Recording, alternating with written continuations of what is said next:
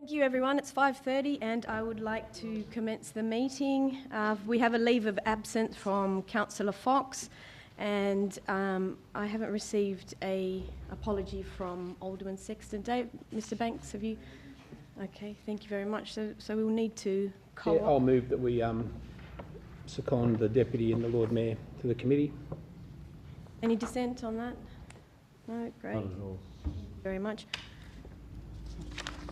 Can I please have somebody confirm the minutes? Councillor Harvey, thank you very much. Any dissent? Being none, I will move on to number 3, consideration of supplementary items. There are none. Number 4, indications of pecuniary and conflicts of interest. Are there any? Being none, I'll move on to number 5, transfer of agenda items. Would anyone like to transfer agenda items? No, being none, we'll move on to reports 6.1, Crowther reinterpreted. And before we do commence, I would just like to acknowledge the original custodians of the land on which the city of Hobart was built, and to remember that Australia was never terra nullius, and it was and always will be Aboriginal land. Before I hand over to the Director to introduce this item, I just want to explain how this item will be dealt with. I note that there is a lot of interest in this item and we have 6 deputations registered for tonight, which is where the members of the public can address this committee. I will hand over to the Director to provide some background on this item and introduce, and then we will hear from the 6 deputations. I will call each of the individuals to address the committee one at a time, and you can come to the microphone, please. You will have 5 minutes in which to address the committee, and then the elected members around the table may ask questions of you.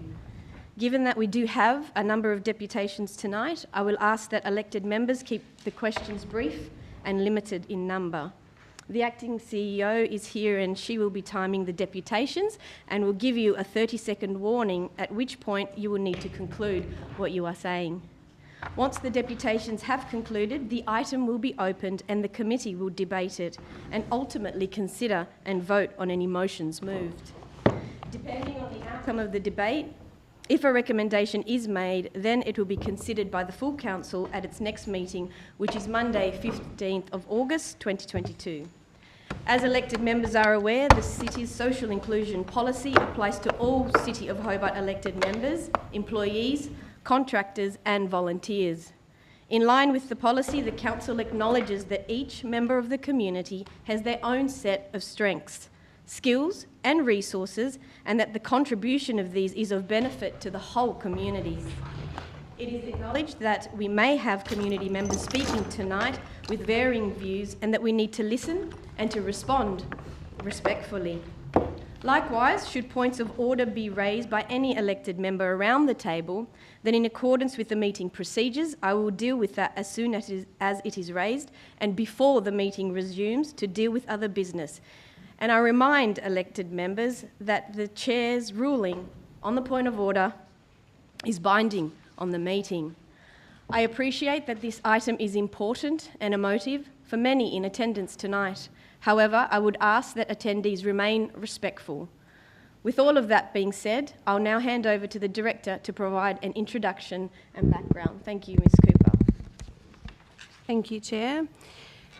So I'm pleased to present to the committee this evening the Crowther reinterpreted a permanent response report. The Council and Council officers have been through a significant process in regards to this report. And the origins of this project were stimulated during the inquiry begun in 2016 in regards to Two Islands project, and being able to scope a significant piece of or response to the Indigenous Aboriginal Tasmanian culture in the city.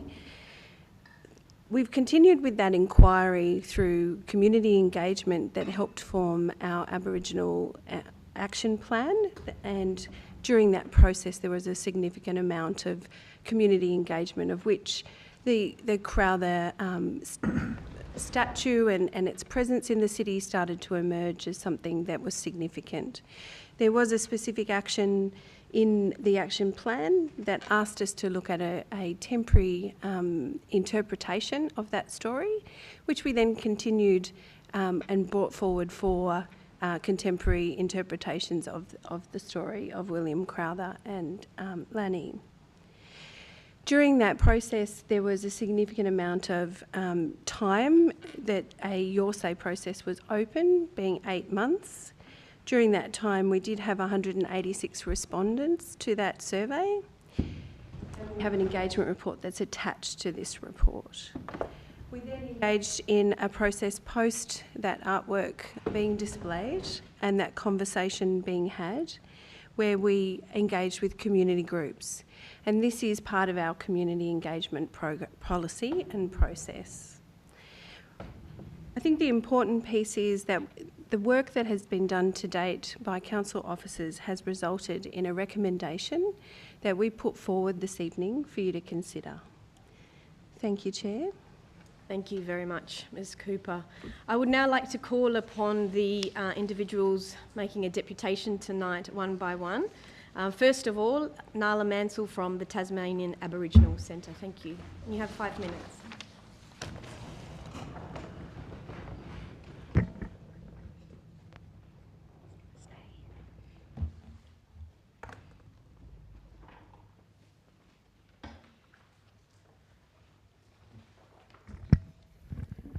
Yapulingina, can you hear me? Is that working? Yapulingina, mina Nala Mansell, mina Palawaluna Rala. Mina Wingani Nari, Tukani Nina Palawakani, for William Lanny, Ningampi Nungampi Takarilia Manta Manta. Waranta Palawa Takamuna Rala. Waranta Tunapri Nika William Crowther, Putianari Warua, Mati Kana Wara, Quakerpaka Takarilia Mana. Yapulingina, my name's Nala Mansell. I'm a proud Tasmanian Aboriginal woman and I feel honoured today to be here representing the legacy of my ancestors, my elders and my community. I'm also the campaign coordinator for the Tasmanian Aboriginal Centre, an organisation which has achieved a great deal for our people over the past 50 years.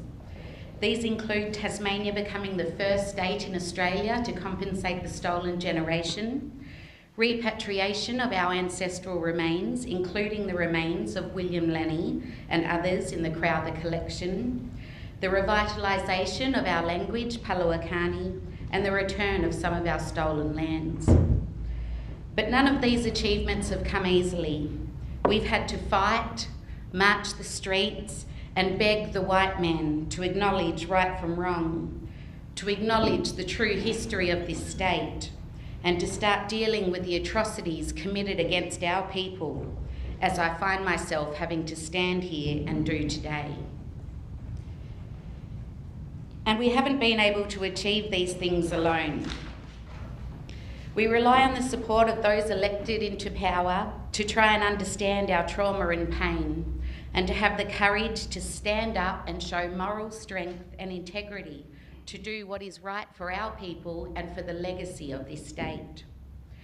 We need your leadership to make the right decisions and to help us honour the lives of our old people, to start righting the wrongs of the past and to turn over a new leaf in history's page.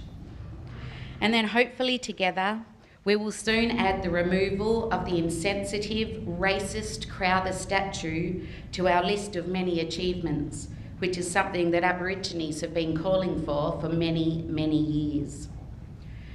William Lanny was a son, a brother, a boatsman, a husband, a gentleman, a friend, and an activist for his people. It's a sad but not surprising fact that most white people in Tasmania know absolutely nothing about the many Aboriginal warriors of Lutruwita, or even their names. Apart from Truganini, whose names and image has been used against her own people to falsely claim that we no longer exist, and William Lanny, who sadly has not become known for the great man that he was, but solely for what happened to him at the hands of William Crowther following his death. To our people, William Lanny represents our struggles, our strength, our adaptability, our treatment, our dispossession, and everything that we have fought for over 220 years. Our determination to honour and fight for the legacy and rights of William Lanny is not a recent one. We successfully fought for many years for some of our old people's remains, which were stolen as part of the Crowther collection, to be returned to our people. And in 1985, we were able to lay them to rest in a traditional ceremony, as our old people have done since time began. Our fight didn't end there.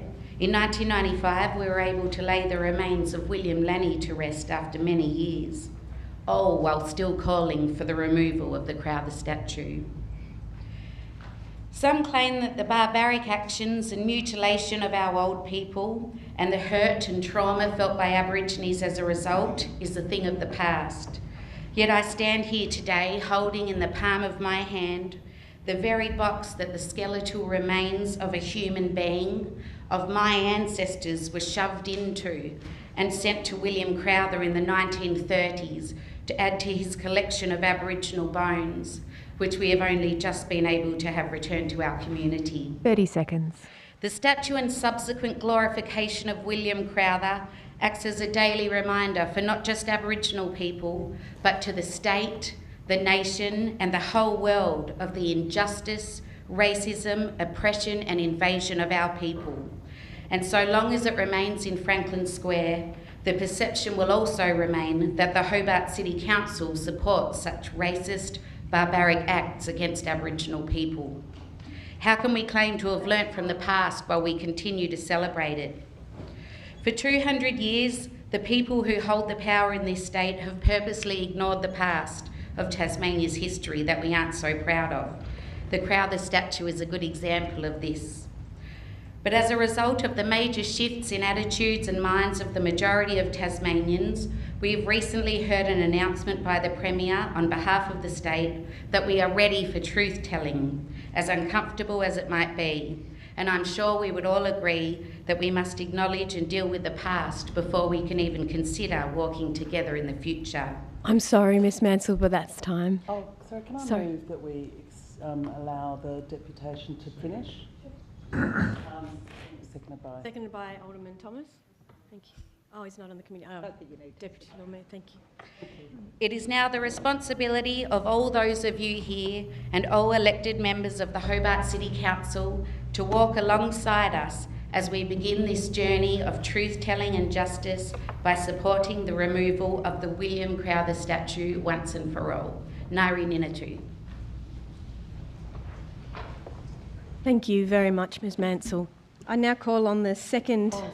Sorry, questions, yes. Is there anybody... actually, I might just start with an introduction of the committee members, if that's okay.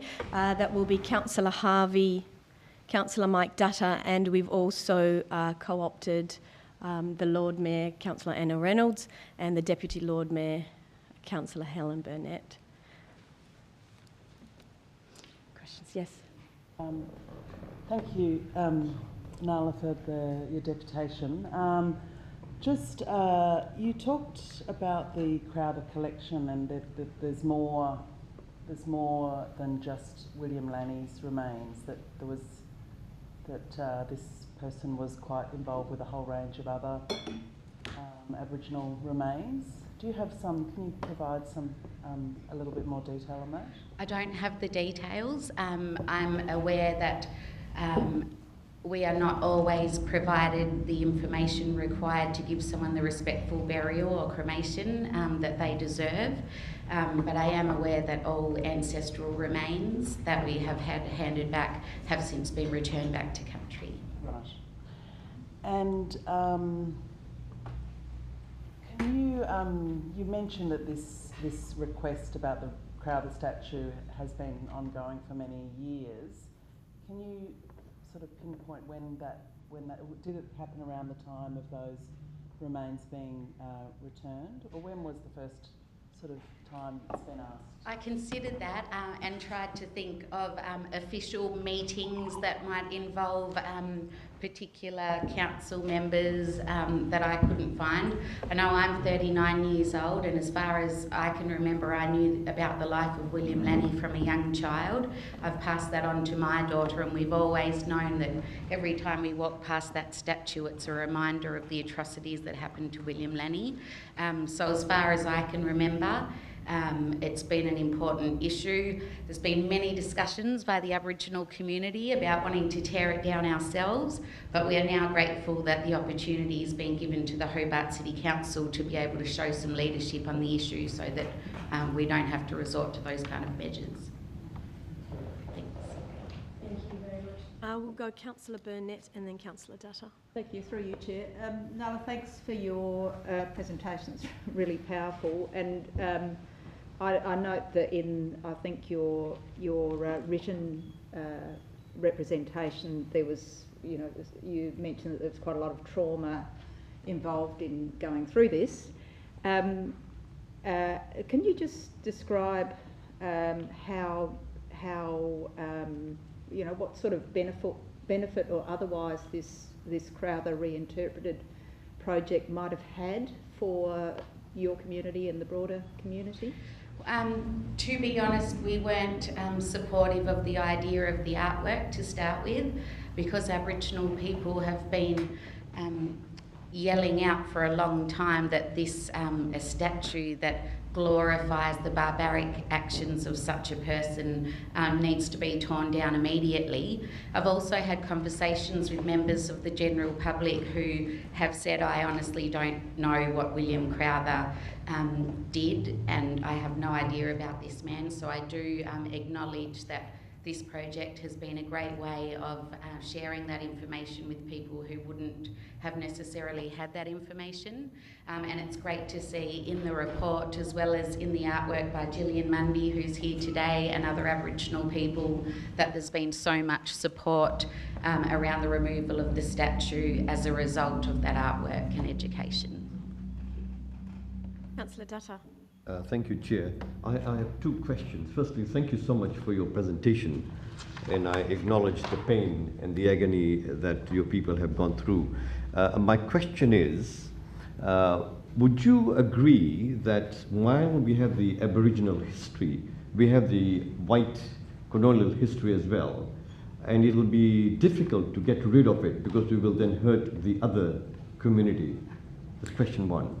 No, I certainly don't agree. Anytime I walk down a cement street and see colonial buildings, every time I've been arrested for trying to protect my ancient Aboriginal heritage that's 40,000 years old, but see sandstone buildings being given complete and utter protection, I'm reminded of the white colonial history in this state.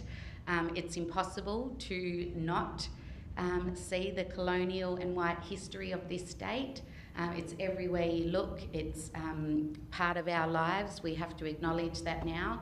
But the unfortunate thing is that there is no reminders in this state of the ancient Aboriginal connection to Lutruwita or the lives of our people. Thank you. And the second question through you, Chair, is that if we remove this one statue, won't you then ask that we remove other ones as well? Where will we stop?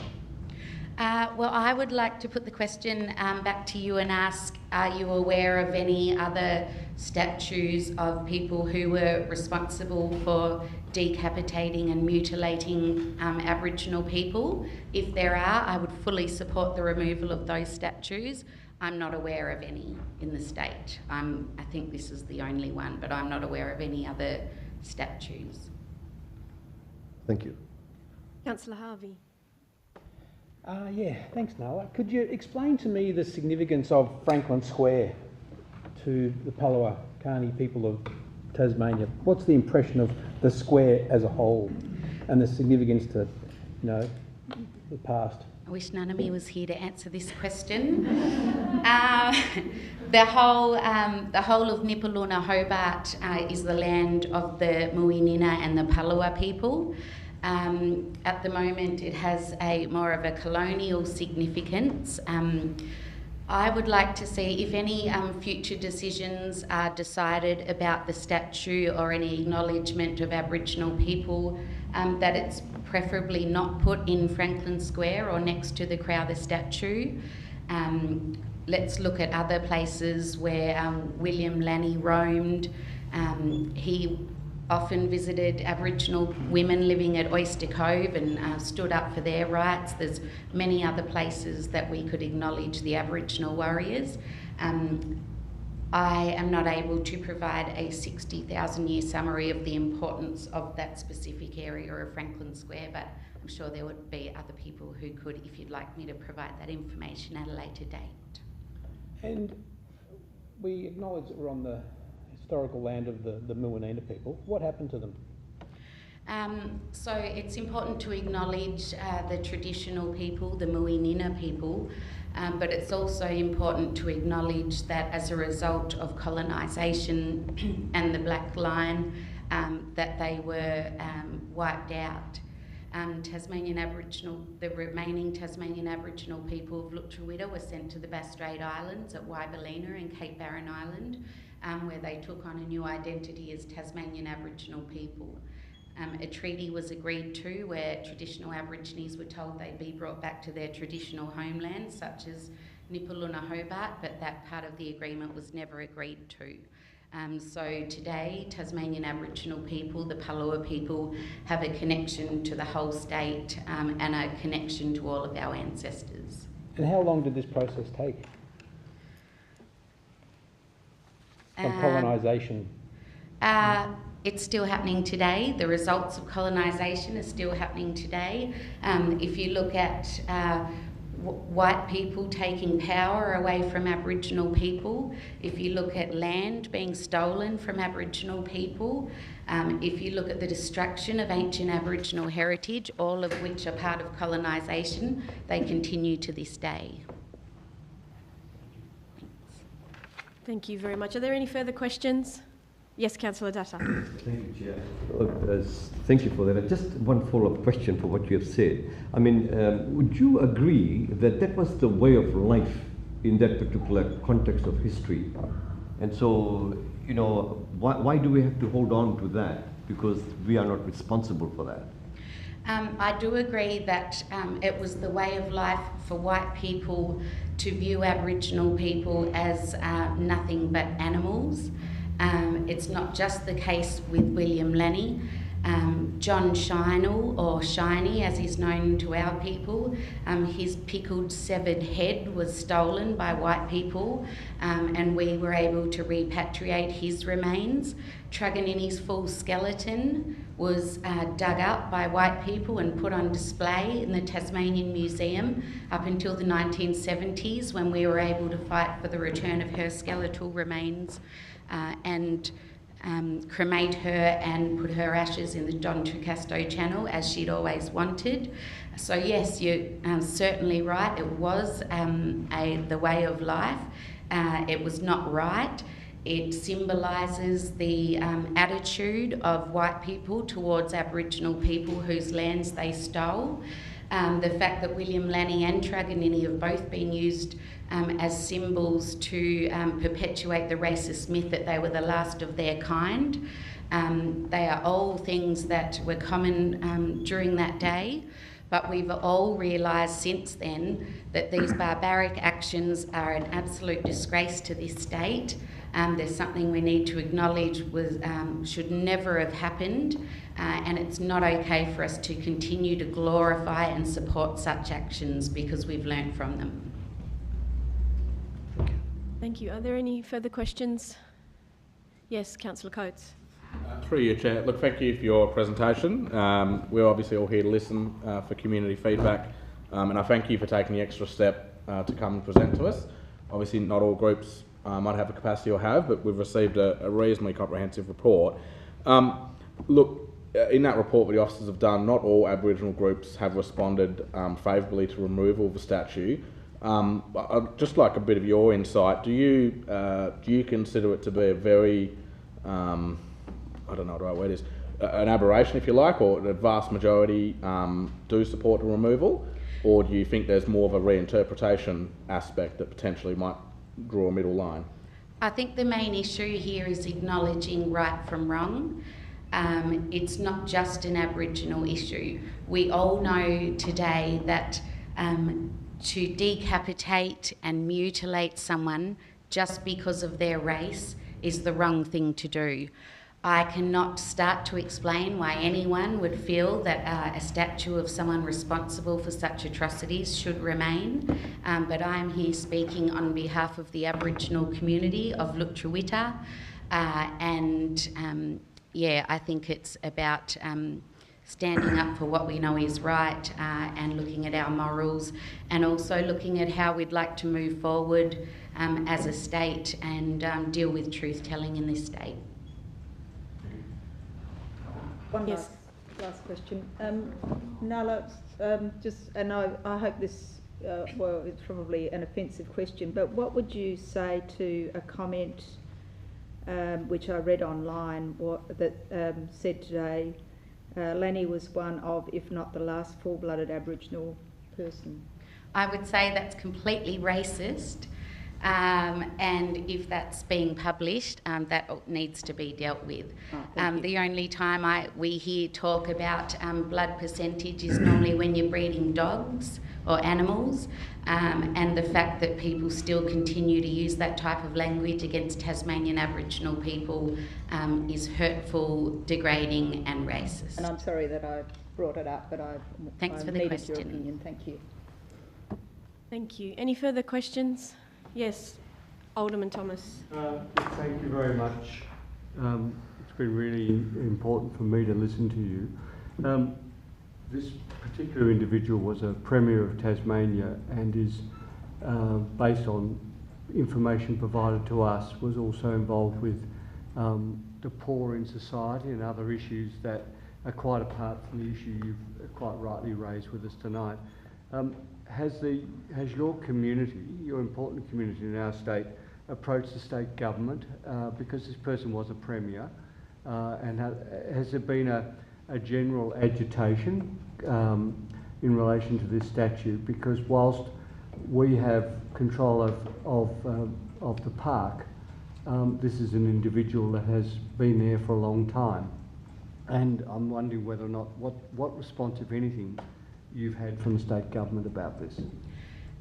First of all, I think it's important to acknowledge that no matter how many deeds someone does that might be seen as supportive for some members of the community, the legacy that this man's left by peeling back the skin of an Aboriginal man, replacing his skull with a white man, cutting off his feet and legs, will always outweigh any good deeds that he may have been known as throughout his life.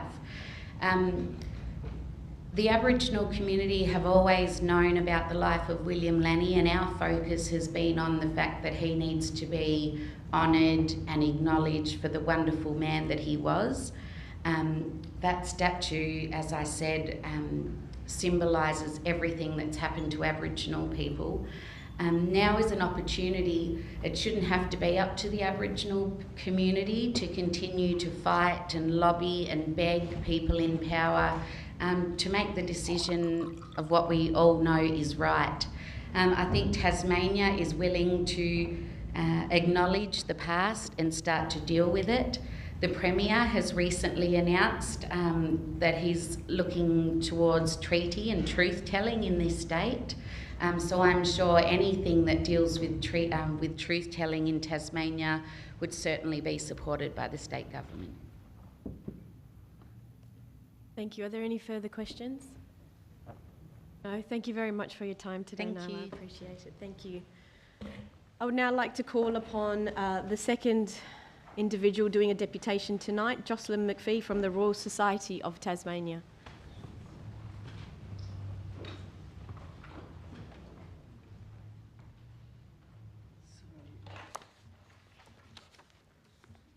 Okay, thanks very much. So my deputation is on behalf of the Council of the Royal Society of Tasmania, of which I'm president. And I just want to begin with a little bit of background about the society, because we're not widely known. The Royal Society of Tasmania is a scholarly organisation modelled on the Royal Society of London and has operated continuously since 1843. The Society established the Royal Tasmanian Botanical Gardens and the Royal Society of Tasmania Museum, and the natural history collections were given to the state in 1885 and formed the basis of the Tasmanian Museum that eventually became TMAG. The Society's modern mission is the advancement of knowledge. We promote education and research in all disciplines for the benefit of all Tasmanians. We offer public lectures, publish a scholarly journal and books, offer awards to outstanding scholars, and collaborate with other like-minded organisations such as TMAG and the university.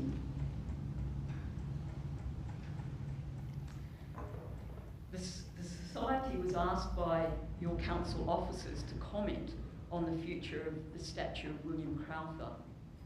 We recommended the removal of the statue from Franklin Square and the provision of a written interpretation on the site where the statue now stands. This position reflects a majority view of the members of the Council of the Society, and it's supported by 3 reasons. And they should be summarised. There we go. The first is tied up with the Society's aspiration to develop a respectful relationship with Tasmanian Aboriginal people, a process we began last year with a formal apology. The Society figured prominently in the events surrounding the dismembering of William Lanny's body and the desecration of his grave in 1869. Members of the Society were in fact in competition with Crowther to obtain Lanny's skeleton. The motivation for both sides was at least partly that Lanny's skeleton should be available for scientific research. Crowther also sought to curry favour with the Royal College of Surgeons in London by providing them with Lanny's skeleton, or part of it. In the same era and later, the Society was involved in obtaining and trading ancestral remains of Tasmanian Aboriginal people and held remains in the museum without proper care or respect and without permission. The Society also failed to challenge prevailing attitudes and beliefs about Tasmanian Aboriginal people that were misleading and destructive. It's very clear from stage 1 of the Crowther Reinterpreted project that the statue is abhorrent and offensive to the Tasmanian Aboriginal community, in large measure because of Crowther's actions. The Society is committed to respect the values and perspectives of Tasmanian Aboriginal people, and hence we support removal of the statue. The second reason relates to the fact that the ethical, moral and social context of Hobart in the 1860s and 1870s was different from that of today. It would have been very difficult for local citizens then to see that erecting a statue to William Crowther in the main square in Hobart was an affront to Tasmanian Aboriginal people. Crowther was a well-known, well-educated and influential politician. Also, in those days, there were few rules governing what could or couldn't be done by doctors to corpses. So Crowther's behaviour with respect to William Lanny was then not entirely unlawful. However, the knowledge and understanding we have today mean that the statue is now inappropriate. The last reason is that the Society's mission is to advance knowledge, and that mission can be met by the absence of the statue serving as a stimulus for discussion of Crowther's actions and their impacts. The absence of the statue is likely to be as provocative of critical thought and discussion as its presence. 30 seconds. Providing that balanced and informative interpretive panels are installed to explain the absence. Removing the statue does not erase the historic record of Crowther's actions or his life. Removal is an outcome of the inevitable and highly desirable process of a community and its historians, critically evaluating ideas about the past. Hence, along with removal of the statue, we support the installation of a balanced and informative commentary in its place as a means directly of advancing knowledge. That's time. Thank you. Thank you very much. Are there any questions? Yes, Lord Mayor, thank you. Thank you for the deputation and your very clear submission as well. So the Royal Society Council and your members, they were all involved in this coming to these three very clear positions. No. The time frame for our response was too short for us to survey our entire membership. We delegated the responsibility of the response initially to our Aboriginal Engagement Committee and then consulted with the Council, which amounts to about 18 individuals, and the view that I've presented is from a majority of the Council. But the Council is the leading organisation and governing body, and it's our job to provide leadership to the members in the society. I have no doubt there would be some members who wouldn't agree with this position, but I'd be confident that a majority of the members do. Great. And also just interested in the process you went through when you undertook your apology as an organisation. So that must have been a very significant discussion and conversation inside the society. Did that take absolutely, a number of that years took a long time. Yeah. And it was recognised well before it happened that it should happen. And in fact, it was way overdue when it finally did happen. But and partly because we needed to bring a majority of the members with us on that path to seeing things as they should be seen. And is there an ongoing process with the Royal Society with the Tasmanian Aboriginal community? Absolutely. We've committed to developing, as I said, a respectful relationship with the Tasmanian Aboriginal community. We've got direct contacts with some leaders of the community. We now have at least one Aboriginal, Tasmanian Aboriginal person address one of our lectures every year, and we're working on additional, I guess, ways of reaching out and being more inclusive towards the Tasmanian Aboriginal community. Thank you. Are there any further questions? Yes. Yeah, through you, Chair. Thank you for your deputation as well. It's often said that history is often that of the story of the victor. How much responsibility do you feel the council has in this reinterpretation or considering Crowther's statue and what happens with it? Right.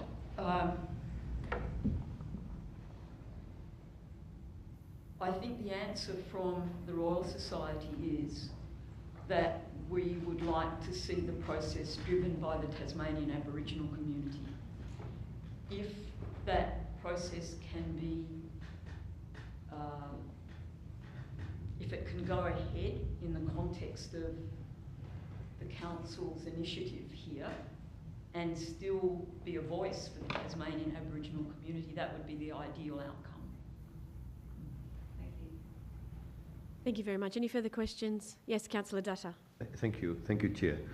Just two questions. The first one is, since the inception of your society, have you always had this mission to speak for the Aboriginal people and build the relationship? That's question one. And the question number two is, with regards to evidence of what Crowther did, is there any evidence for us to back that story that I'm hearing? Right. I'll have a lot of trouble remembering the second question after I answer the first. Sorry. And in fact, now I can't remember the first question. So please give me one at a time. Yeah. Okay, sorry. The first one was the inception of your society. Yes, okay. In the early history of the society, there were members who were very interested in learning more about Tasmanian Aboriginal community, and the whole way of life was of intense interest, more from a scientific point of view rather than as co-inhabitants of this island. And in large measure, most members would have held the same views as the wider community, and that is regarded the Tasmanian Aboriginal people as somehow inferior and primitive, for want of better words. It's really been quite a modern development for the society to acknowledge, for the society to recognise much of its previous relationships with Tasmanian Aboriginal people were inappropriate and not respectful. So that position that we have now is quite a new one. I would say something emerging as recently as 10 to 15 years. And the second question was?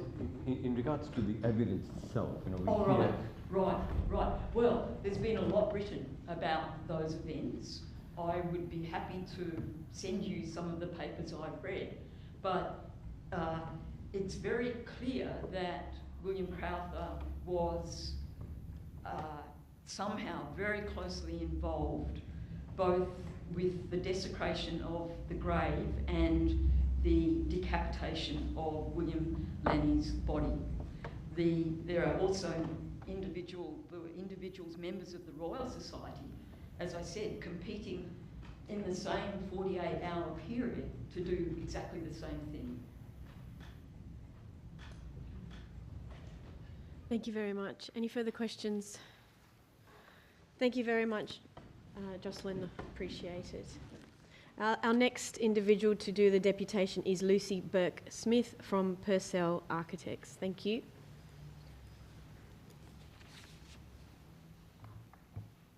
Thank you, Chair. My name is Lucy Burke-Smith. I'm an associate partner with Purcell Architects and Heritage Consultants. We were engaged by the City of Hobart to undertake an independent assessment on the significance of the Crowther Memorial and its relative significance to Franklin Square. At a high level, we were also asked to consider the potential impacts of the removal of the statue or memorial to the significance of Franklin Square. Our assessment and its findings are outlined within a memorandum dated the 16th of June 2022, which I understand forms part of your papers. And this deputation will outline a brief overview of that memo. Franklin Square is listed on the Tasmanian Heritage Register and is identified as a place of cultural significance in the Sullivan's Cove planning scheme. The principal significance of Franklin Square is its associations with Sir John Franklin, having been established as a setting for a memorial statue following his death. It is a notable and significant example of a Victorian-era inner-city park and an integral part of the Macquarie Ridge Civic Precinct, which includes the Franklin Square offices and the Hobart Town Hall within which we meet today. It has been our assessment that the Crowther Memorial is only a contributory item in that it is not associated with the initial design and establishment of the park. In principle, the Crowther Memorial could have been erected in any public place, while the Franklin Memorial is the centrepiece and design driver of Franklin Square. The statutory listings do not outline an assessment of the significance of the Crowther Memorial itself, although the CMP does attribute a high level of significance to the memorial. That said, it doesn't define an assessment of that significance. Purcell undertook an assessment of the memorial and its contribution to Franklin Square against the standardised criteria for assessing historic cultural heritage significance as defined by the Heritage Council of Tasmania. This assessment is outlined in our memorandum. It is our position that the memorial itself does not meet the inclusion threshold for any criteria. Criterion F defines a place as having a strong or a special association with a particular community or cultural group for social or spiritual reasons. we found that Franklin Square itself is recognised as being of historic heritage significance because of its townscape and social associations, as being regarded as important to the community's sense of place. By comparison, the contemporary social associations with the Crowther Monument are divisive within the community and derogatory to First Nations people and Tasmanian Aboriginals. Attributing significance to the monument against this criterion is not reflective of the contemporary social sentiment with respect to the legacy of Crowther. Importantly, the memorial is divisive with regard to defined significance indicators, which include being a landmark within the social and political history of Tasmania, as a place of symbolic meaning and community identity, and being important in linking the past affectionately to the present. Importantly, the Australian Icomos Borough Charter notes cultural significance may change over time. It accounts for social values not only of past generations, but for present and future generations. In conclusion, we found that the Crowther Memorial is a contributory feature of Franklin Square in that it is a Victorian memorial reflective of commemoration of public figures in civic parks, as was the practice of the day. The removal of the bronze would not directly impact the significance and values of Franklin Square. It is questionable if the significance of the Crowther Memorial itself meets any threshold for inclusion against the THC assessment framework. There is sufficient cause to consider that the counterpoint argument for criterion F, being social significance, brings a strong case to an exercise in truth-telling consistent with contemporary social values. And finally, the THR data sheet identifies that Franklin Square is significant for its townscape and social associations. And as it is regarded as an important place to the community's, it is regarded as important to the community's sense of place. It is important to ensure a continuity of these values 30 seconds. in line with contemporary social, community and political sentiment. It is our opinion that the contemporary social, community and political sentiment regarding the monument detracts from the values of Franklin Square itself. The removal of the monument would protect the values important to the community's sense of place by ensuring inclusivity and avoiding marginalisation for the communities of individuals and as a whole. Thank you. Thank you very much. Are there any questions? Yes, sorry. Yes, Lord I Mayor. do have a question. So, thank you so much. Did you say that your submission is it's a group of cultural practitioners? No, No. We were engaged by the City of Hobart to Right. do an independent assessment of significance. So it's an individual position, well, a professional position.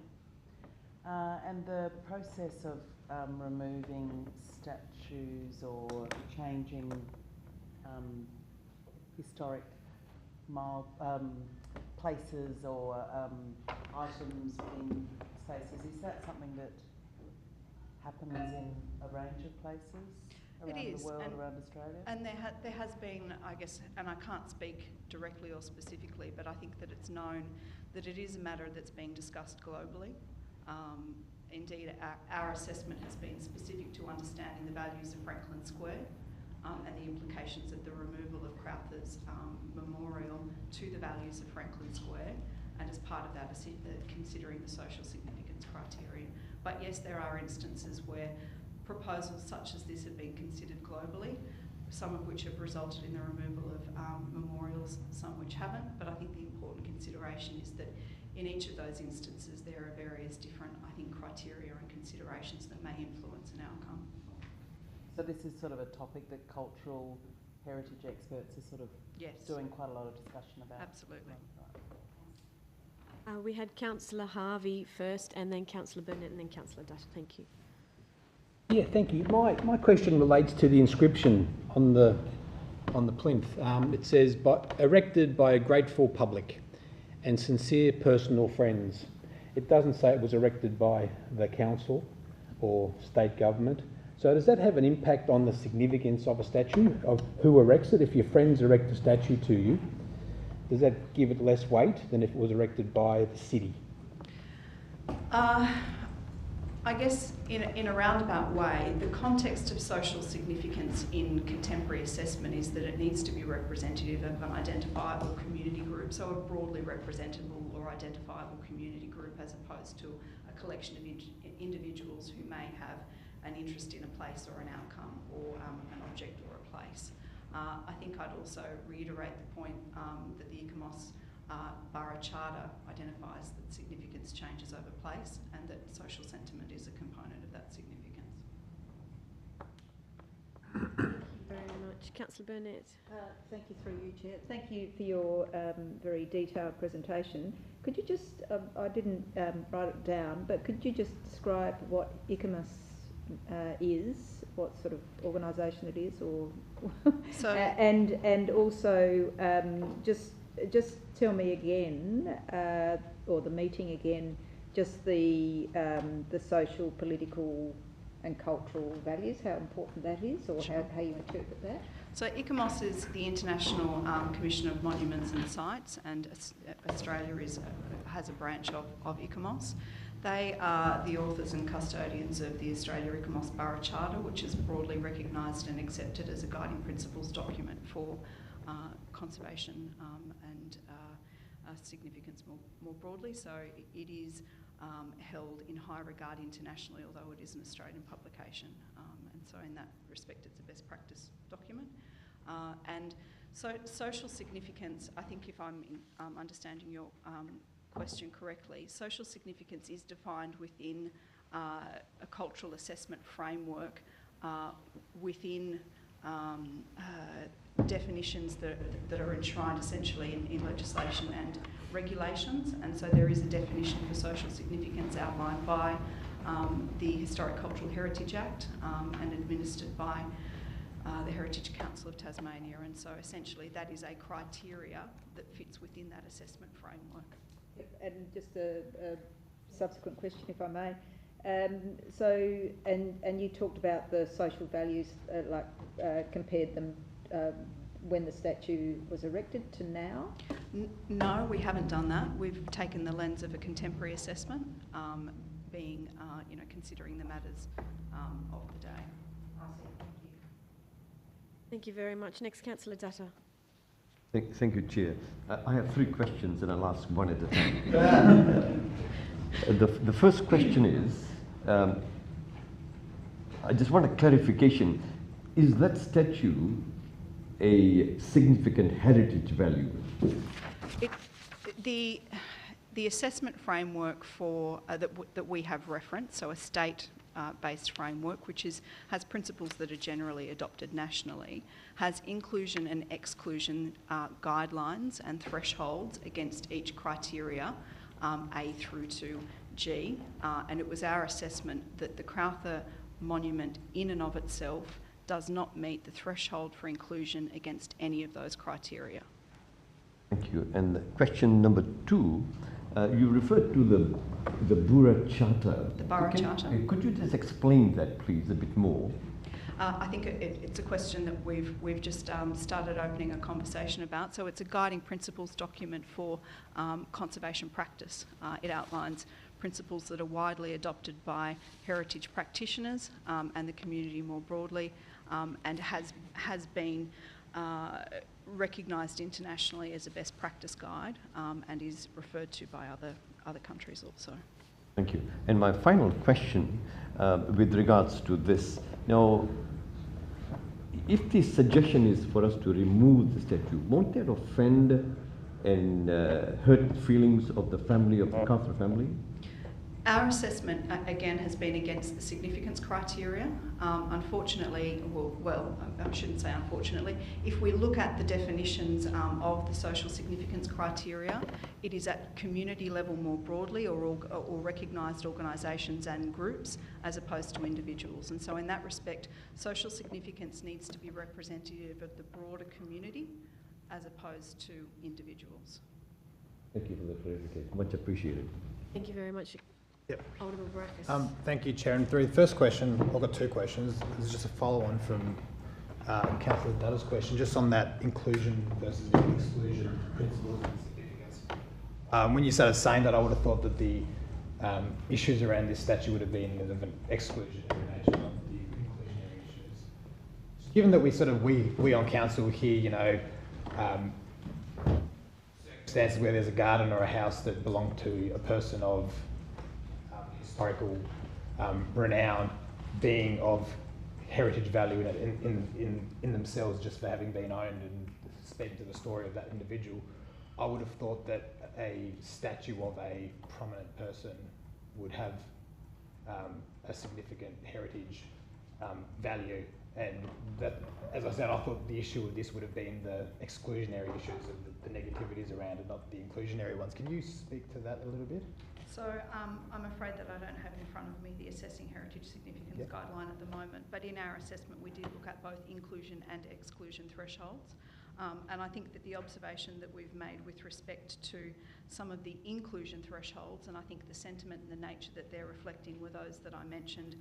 For example, social significance you might attribute to a place that is important in linking the past affectionately to the present, symbolic meaning and community identity, and social and political history. So you can imagine that the counterpoint for exclusion threshold would be that they're not demonstrative of those types of principles. Then the other question, and I'm reading part of the report, so it might very well be a question I need to ask the staff. But it does suggest that based on heritage legislation, it would be difficult to completely remove the entire structure, but removing the statue and leaving the plinth would be potentially okay. Is there a reason why the plinth would be of a greater heritage value than the statue itself? We haven't undertaken a full assessment, a heritage impact assessment, but in principle, no. Thank you very much. Are there any further questions? No, being none, thank you very much. Thank you, Chair. Appreciate it. I'll call on the next individual, that's Isla McGregor, on behalf of Dr. Ian McFarlane. Thank you. Thank you. As the statue of William Crowther, former Premier, is of importance and relevance to the whole of Tasmania, I would like to take this opportunity to register my opposition to any attempt to remove his statue on a number of grounds. The German historian Leopold von Ranke argued that each historical period had to be understood on its own terms and not judged by the historian's own criteria and values. In short, not to judge historical characters and their actions by contemporary standards, but by the values of their own time. There is little point or justice in applying the rules and expected behaviour of the 21st century to characters that lived in the 18th or 19th. There is also nothing to be gained or learned by taking historical events or people out of their proper context. A lesson largely lost on those currently advocating the tearing down of historic statues as well as changing place names that they find personally offensive. This is not a new idea. The Hobart Mercury was advocating such a course prior to World War I. In Tasmania, they wrote, in Australia generally, we need memorials and reminders that are cheerful and inspiring, not depressing, humiliating, saddening. If there is aught in the relics of bygones that depresses and pains us to recall, we can make matters better for those that come after us by passing on to them a world from which as many as possible of these painful influences has been expunged. The idea is to come to terms with history, not create a fantasy, to understand and learn from it, not to seek to destroy and obliterate access to the past. As if that were even remotely possible, this futile attempt to create a fictional world in which offending ideas or beliefs never existed was the forlorn hope of the brown shirts, stylalists and book burners. In this particular case, I have a further objection to add, in that the present initiative to remove Crowther's statue is clearly the result of a contrived campaign designed to achieve such a result. As a consequence, a number of activists, after being handsomely remunerated, have been permitted to use the statue as a vehicle to both vilify Crowther's name and prepare public sentiment for its removal. If they or their supporters are really offended by a reminder of Crowther's presence in our history, they can be comforted by the fact that the offences from which they suffer are solely of their own making and not born out of reality. They have merely succeeded in offending themselves. There was no attempt at balance nor objectivity throughout this process, the weighing up of the complexities of the man's life and legacy. Rather, we were witness to an unedifying display of unsubstantiated personal vilification and malice. The attacks made on Crowther's reputation are of course easy to make, as he is no longer with us to take the appropriate legal action, which no doubt he would do, as they are spurious and defamatory. I also note that there has been little consideration or respect for the feelings and stress suffered by Crowther's descendants throughout this whole sorry exercise. The activists and their supporters have displayed an appalling lack of knowledge of both Tasmanian history and the life and fate of the man they claim to be defending, William Lanny. A few very brief points to correct the massive misinformation presented as evidence that incidentally bears little resemblance to truth-telling. Crowther did not cut off the feet and hands from Lanny's body. Neither Crowther nor anyone else made a tobacco pouch from Lanny's scrotum. Crowther did not exhume Lanny's body. Lanny and his family were neither born nor were they from the west or northwest of the state. He was born around 1829, not 1835. Lanny did not steal away from any orphanage in the dead of night. He was apprenticed to a farmer, William Rumney, in 1853. Dr. Stokel, who actually did much of what Crowther is accused of doing, was the resident surgeon, not the hospital director. That the sealers, including 2 Aboriginal women assisting, who captured the Lanny family, received a reward of £50 from the Van Diemen's Land Company, not from any imagined government bounty.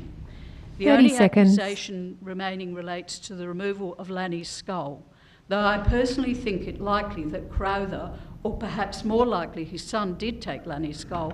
There is no evidence that I am aware of that would support such a proposition succeeding in any court of law. Perhaps the zealots advocating the rewriting of art history should now turn their attention to the Allport Library and the activities of Moulton Allport. Then, after that, well, I could give them a long list if they require it. Thank you very much. Are there any questions? Yes, Councillor Dutton. Just one question. You mentioned a number of points, and I was just wondering if you have evidence for that when you claim that he did not do this, he did not do that, etc. Do you have any reference that you could send I can't answer your question officially because this is a deputation from Dr. Ian McFarlane, but Ian McFarlane is a historian who's written numerous books, including on Aboriginal history, and all the information provided in this talk tonight has citations and evidence from original documents. Thank you. Any further questions? No, being none, we'll move to the next individual. That's Louise Elliott. Thank you. Thank you.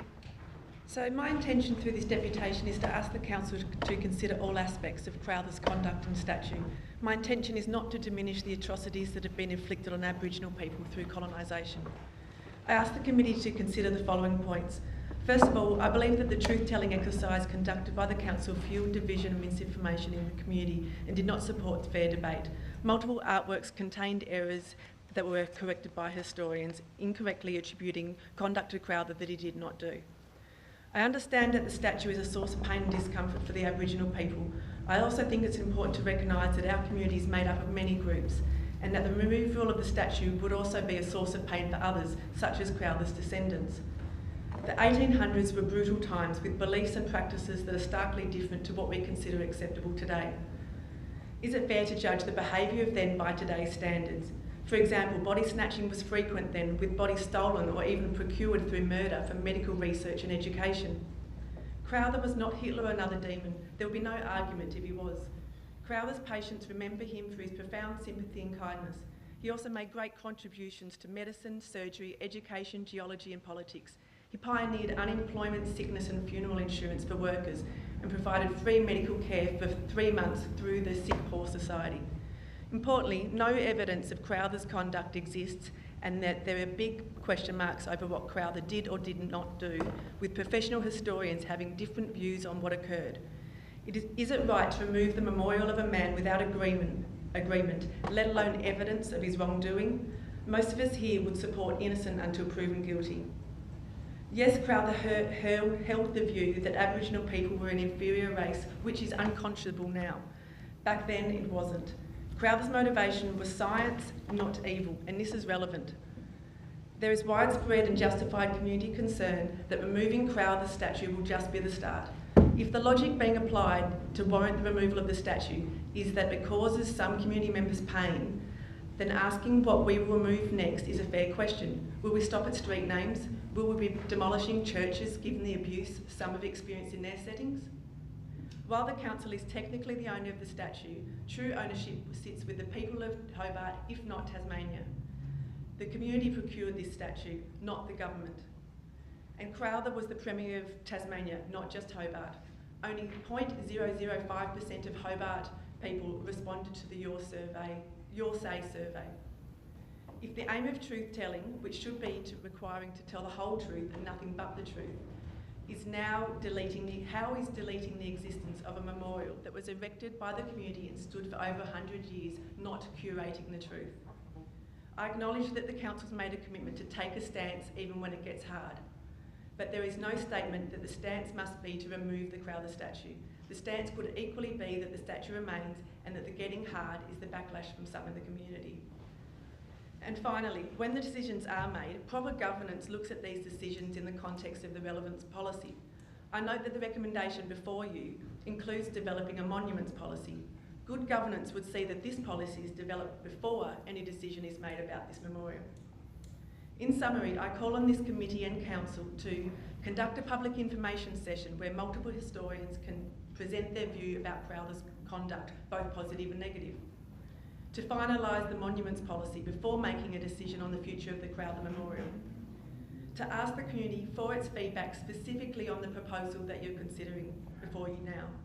And when a decision is made, to make available to the public the rationale upon which the decision is based. Thank you. Thank you very much. Are there any questions? Yes, Councillor Burnett. And then Yes, thank you through you. Thank you for your deputation and your written representation. I'm just curious to hear your thoughts. Do you think there's a general and genuine willingness by the state government in relation to the process of conciliation and truth-telling? From my personal observations, yes. Right, okay. Ms Mansell, in a question that Councillor Dutta asked,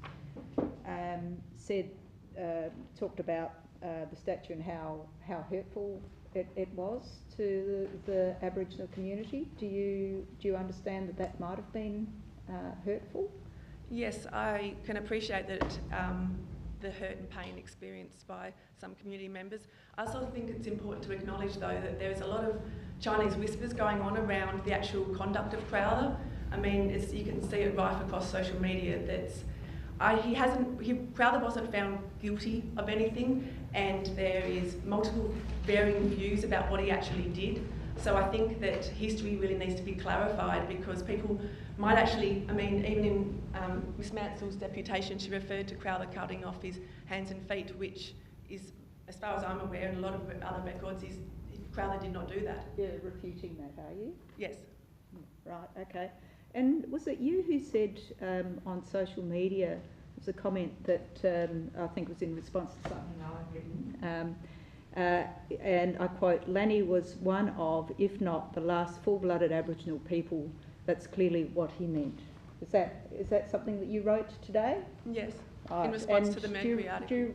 Do you understand what Ms Mansell has said in relation to that? Yes, I do. And how racist it is? I don't believe it to be racist. I believe it to be fact, biological fact. But then also it was important in the context of the scientific interest. Thank you. Thank you very much. Were there any further questions? No, being none, we'll move on to our final deputation tonight, Professor Greg Lehman.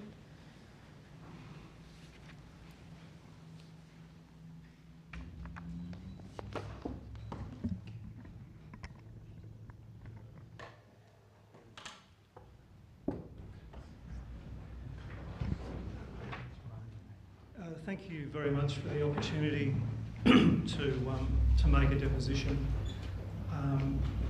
I'm a professor of history. My expertise is in colonial history, cultural history, environmental history.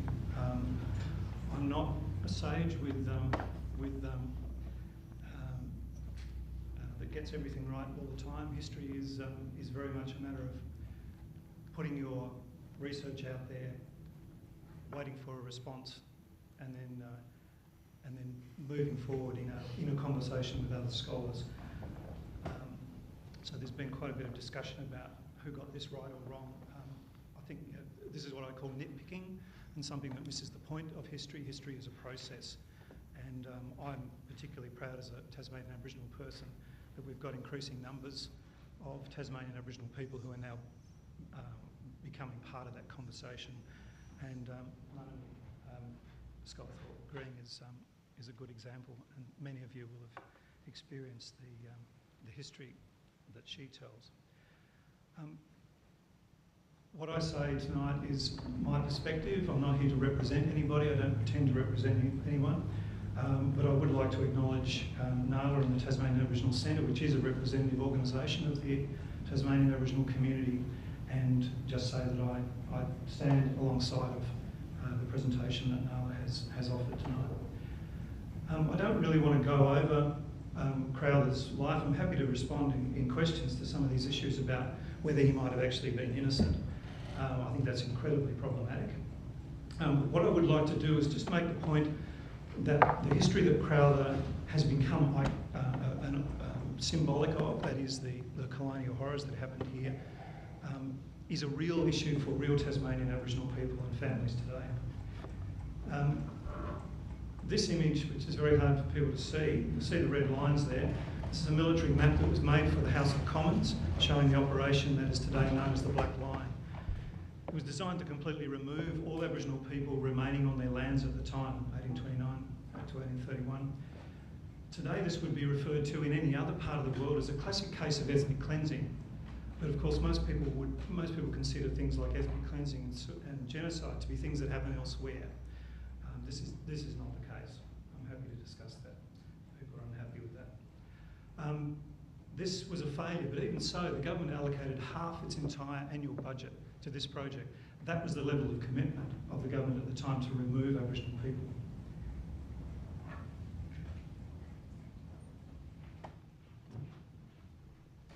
Sitting in front of the group, at the front of the group, of this photo taken at Oyster Cove, is a woman called Wapiti. She's the sister of my fourth great grandmother, Warratumotiena.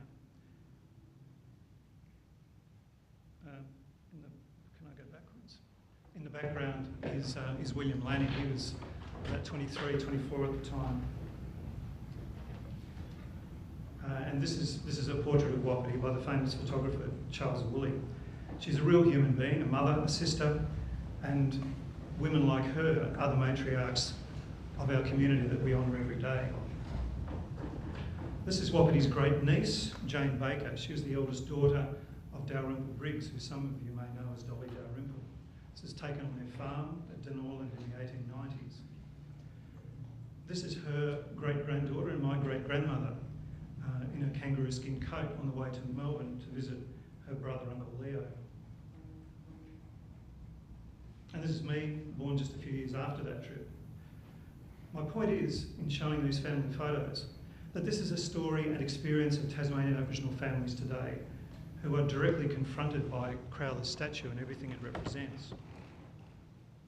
In his defence, a Crowther family member argued in the Mercury today, I think it was, that he was a good man, and these were just the times that he lived in, and we've heard these sentiments repeated tonight.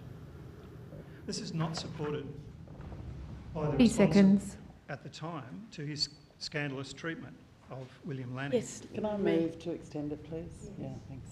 Thank you, Councillor Dutta. Second. Thank you. Thank you. It was not legal to rob the corpse of its skull or considered appropriate to replace it with the skull of an innocent man who just happened to be on the next slab in in the hospital.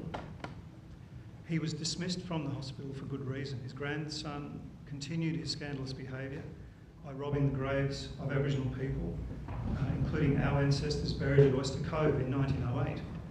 I don't want to be flippant, but this looks like a family tradition. It was certainly a tradition amongst scientists at the time, but that does not make it right.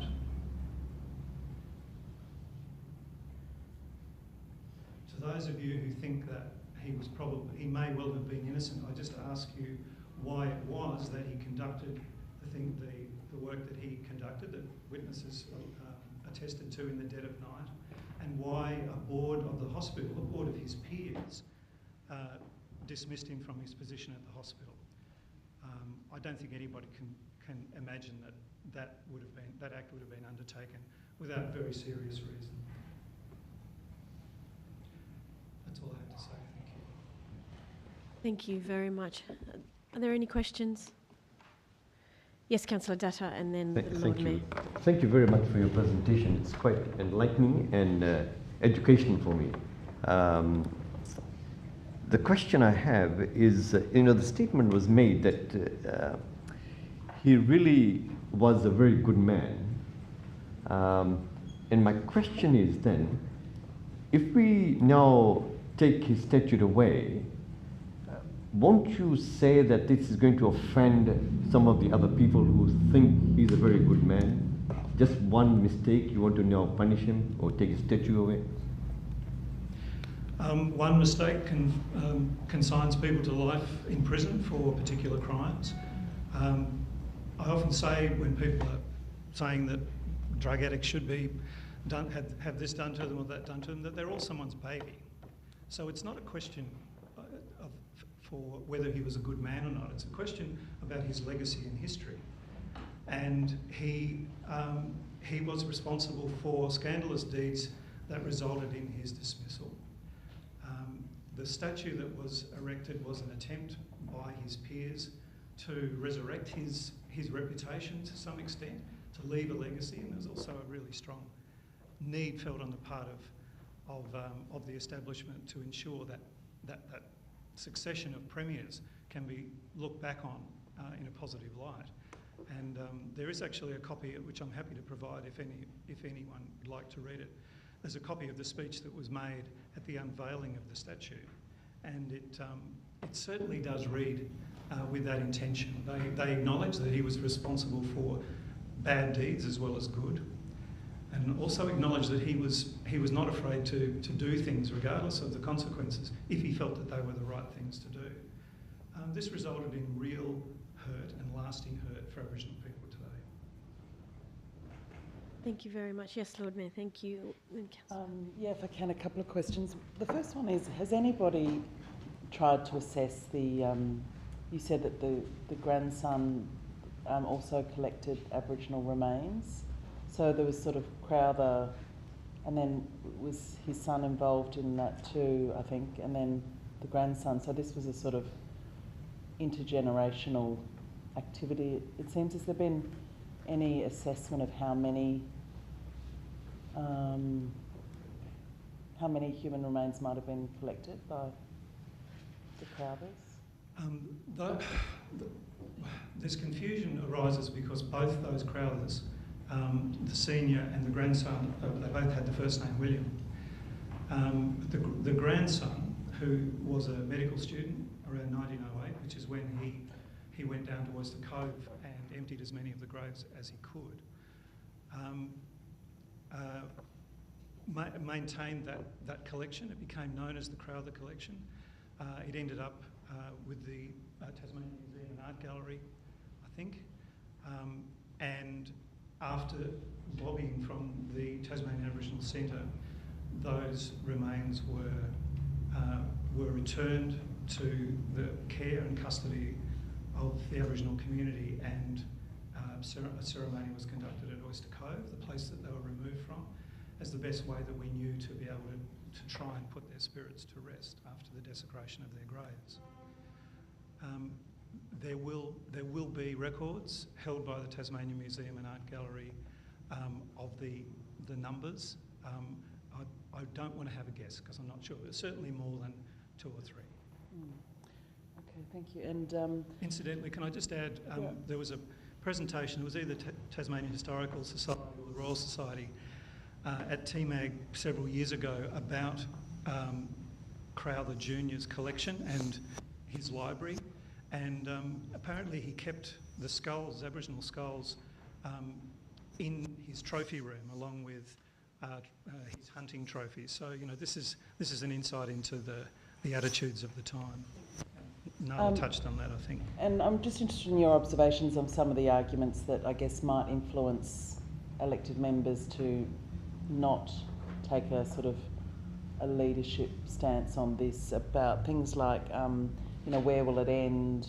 You know, what happens with all the other statues? I mean, have you got a view about why is the Crowther statue different to King Edward and some of the other ones around the place? Is this? Yeah, look, this opening the floodgates argument, which is what amateur historian Scott Seymour refers to it as, it just isn't relevant. You know, this is a comment about a specific and well documented matter. It's mischievous. It's referred to in the study of rhetoric as the absurdum ad infinitum argument. The sky will fall in. If we start this process, nothing will stop it. This is not an appeal to logic or rationality. This is an emotional and manipulative proposition. I agree with Nala. There isn't a hit list.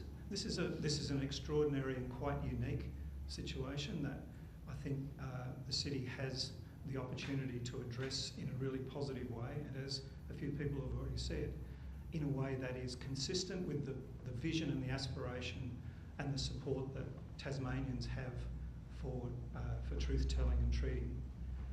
I often say that since those bridge walks 20 years ago, the majority of Tasmanians and Australians want to be part of the solution. They don't want to be part of the problem. And I see that this is a really tangible opportunity to demonstrate that we can all be part of a response. And healing sometimes is not an easy thing. And this is obviously something that worries people. But I would also add that I think sometimes things are not valued or recognised or noticed until Aboriginal people raise them. I've seen this so many times. When I moved to Hobart from Ulverston to go to university in 1979, it was 6 years before I knew that the statue of Crowther was there in Franklin Square. It's not a big public commodity. It's not notable. And when I found out the Crowther statue was there, I couldn't believe it. I was horrified because I knew about the story. You know, I would be very surprised if there were people lining up to defend that statue just on the basis of its continuing relevance today. Yeah. And just finally, again, just because I'm just interested again in your perspectives about I guess the second major reason that people would potentially feel uncomfortable about the removal is this idea of deleting history or changing history or cancel culture.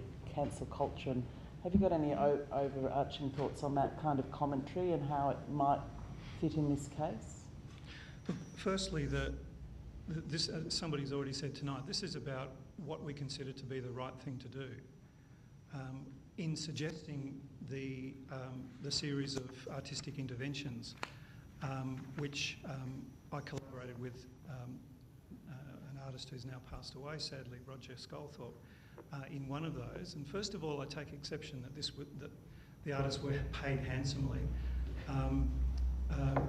The amount was $5,000, and I know that Roger spent well over $7,500 just on the materials and had no hope of being compensated for his time.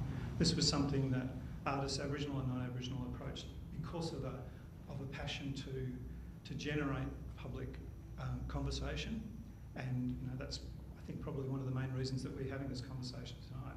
So that's really worked. Yeah. Oh, just the question of changing history. Is this changing history? Yeah. Look, personally, I don't like the idea of statues like this just completely disappearing.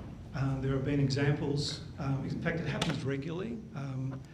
I remember Saddam Hussein's statue being torn down. I'm not suggesting that Crowther and Saddam sit in the same chapter of history, but this is not uncommon. There have been other examples around the world where statues have been thrown in rivers and they do disappear. As a historian, I have sympathy for the argument that we need to maintain these public conversations. I've written, I don't know how many talking points and articles in the Mercury over 30 odd years talking about the sort of things that I talked about tonight. And every time I'm asked to write one, I think, God, how many times have I done this? We have to keep not just refreshing the conversation, but we have to be prepared for that conversation to change and evolve as people's values and what they hold as important changes. What's important at the moment in Tasmania, to my huge relief, and it's going to be a hard road, is that pathway to treaty and truth-telling, which makes the timing of this conversation incredibly important. Personally, I'd like to think that there could be a conversation had with TMAG. Just change the context of the statue, and it would make a great centrepiece for an exhibition with layers of perspective and understanding, including Tasmanian Aboriginal peoples and others who wish to defend his legacy. The business of history, as I said, is a complicated one. Thank you very much. So it was Councillor Harvey and then Alderman Barakis and then Councillor Dutton. Thank you. Thanks, Chair, but I think my question or my curiosity has been answered in the final part of your response there, so I'm fine. Okay, thank you very much. Alderman Barakis. Thank you, Chair, through you, and I appreciate your comment about history being complex and us needing to learn from it. It's a similar opinion to mine, as well as the, I know this is a very sensitive discussion about something being the tradition of the time doesn't mean it was right. On the topic of the speech, I'm not a member of this committee, so I won't be voting tonight, but this is something, it is an important decision. I'd like to make it with my eyes as wide open as possible. I would appreciate it if you are able to make that speech available, the unveiling one. You referenced about the and some of the intentions or perceived intentions of the unveiling, because I think it's very important to me, at least, of the interpretation of the statute. I've got an email address for a person who I think was providing executive services and support tonight. I'll send it to that. Yeah, that'd be great. Thank you. Thank you very much. Councillor Dutta. Thank you, Chair. I just want to refer to the comment that was made by the Deputy Lord Mayor with regards to the former speaker before you, that William Lennie was the last full-blooded Aboriginal. How do you feel about that when that statement is made? Look, I grew up being called nigger and bung and other things that I won't repeat here. At high school, being bashed because people who were bigger and stronger than me took exception to me calling myself Aboriginal. When I hear those sort of terms, they actually really physically upset me. This isn't just an intellectual or a political position. I feel really churned up inside because it, to use terminology that's current today, it re-traumatises people. And the way that I feel now is a physical experience of that, and I don't doubt that every other Aboriginal person in this room felt that when that term was used. Similarly, we get called half-castes or asked how much blood have you got. I mean, these are all really dehumanising. If somebody says, "Oh, look, I'm here. I live in Australia. I'm a proud Australian, but I also identify as Scottish because I love my Scottish heritage," people don't dismiss a person or attack them because they don't have red hair and wear a kilt. But somehow or another, there's an expectation on the part of Aboriginal people which is very different, and it goes back to those official government policies of the time of assimilation. It goes back to the policy of Governor George Arthur of ethnic cleansing, of removing Aboriginal people. The Aboriginal problem was going to be solved by the term that was officially used at the time, extirpation. That was about killing people. Now we live with that. And this isn't something which has just emerged again in the 1960s or 70s as part of modern politics. If you look back, there's a history of Aboriginal people from Cape Barren Island, from some of the other islands of the Furneaux, Fanny Cochrane-Smith down here, my own ancestor Dalrymple Briggs, petitioning and writing to the government for justice in an unbroken series. This is what I try to say. This is actually the real life of real Tasmanian families. And the main difference between us and people in this room who don't identify as Aboriginal is that our family goes back on this island for 2,000 generations. That's what motivates us. It's where we are and it's our families.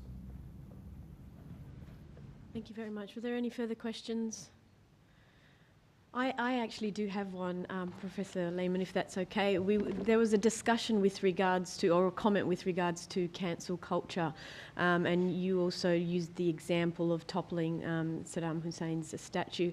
I'm just wondering, do you think that there's a big difference between that scenario and this context that we have right now, which is that this is an institution, the council is what I'm talking about, and a government institution that is actually trying to we have recommendations as a result of an evidence-based approach. Do you think there's a big difference between that?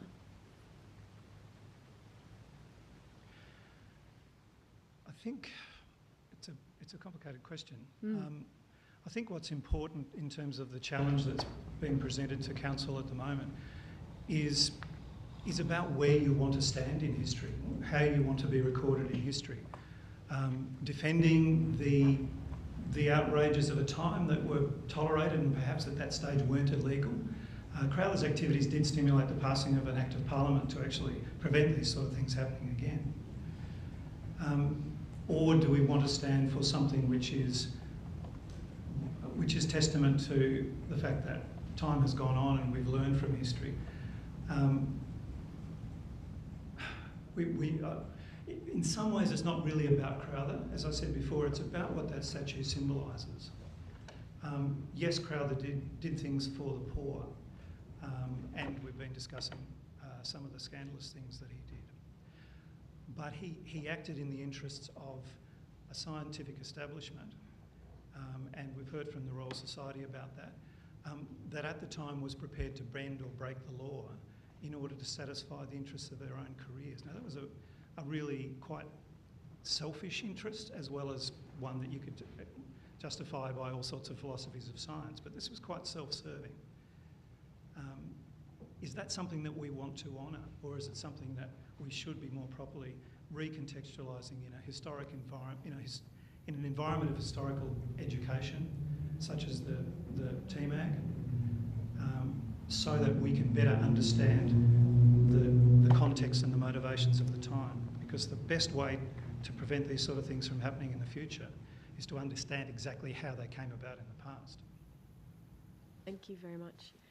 Any further questions? No, being none? Oh, sorry, Lord Mayor, yes. Just because I did want to just double check. So why, I just think your comments about the recontextualising and not learning, continuing to learn from history, like why is it so important that the actual statue is removed from Franklin Square rather than it being reinterpreted on site? Why, for you, is that a difference? Because if it was reinterpreted there compared to reinterpreted in another context, why do you see that as important? The reason that there was a public subscription taken up and everybody got on board and celebrated the erection of that statue is because it involves several tonnes of bronze, and it's a statement, and people get that. They might not get it intellectually, but they get that these big, tall, heavy things made of bronze, or even the cenotaph made of concrete, they're there to stand for something really important that is meant to inspire us. What was it? An affectionate, was it, relationship with the present? I'm not sure that anyone could say that statue represents an affectionate relationship between the past and the present. Despite his good acts, there doesn't have to be, and there isn't a statue to every Premier in Franklin Square or spread across the city. He got that gig simply because, well, there's a historical conversation to be had about that. I think part of it was an attempt by his peers to try and, restore his reputation, and that's understandable. But I don't think he and what he stands for deserves to have a place of honour. And I just add that I respect what Nala was saying about not wanting to have something else in Franklin Square. There was a letter from, I can't remember the date, there was a letter from the Tasmanian historian Erskine Calder to the Premier at the time, who was Thomas Raby, suggesting that there should be some sort of substantial memorial to Truganini erected at the place of her grave at the Cascade Women's Prison. And Raby said, well, I don't think just a plaque would be enough, and I think it should be in a public place such as Franklin Square. Happy to send you a copy of that transcript. So this was back in the 1880s. So there was a sense at the time that there needed to be some acknowledgement and recognition. It wasn't followed through.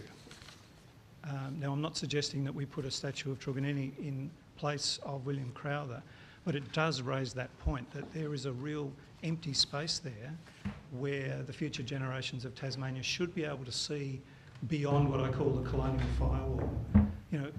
What was the place we now call Tasmania for the previous 2,000 generations of human families living here? There's a lot to learn and a lot to respect there. And Crowther to me is part of that colonial firewall. The firewall is there because the past is too difficult to talk about. Very few people are prepared, including, with respect, your father. He has technical arguments about whether or not you could call what happened in Tasmania genocide. And I respect those views. I have a different view. We need to have powerful conversations, and I hope everybody felt in the room the dignity and the strength and the power when Jocelyn spoke on behalf of the Royal Society. I spent a little bit of time on the Council of the Royal Society, and with respect, I don't think I've ever sat in a room with a bunch of more conservative, old people. I'm 62 this year, and I was the youngest person at the table, almost, apart from a couple of students.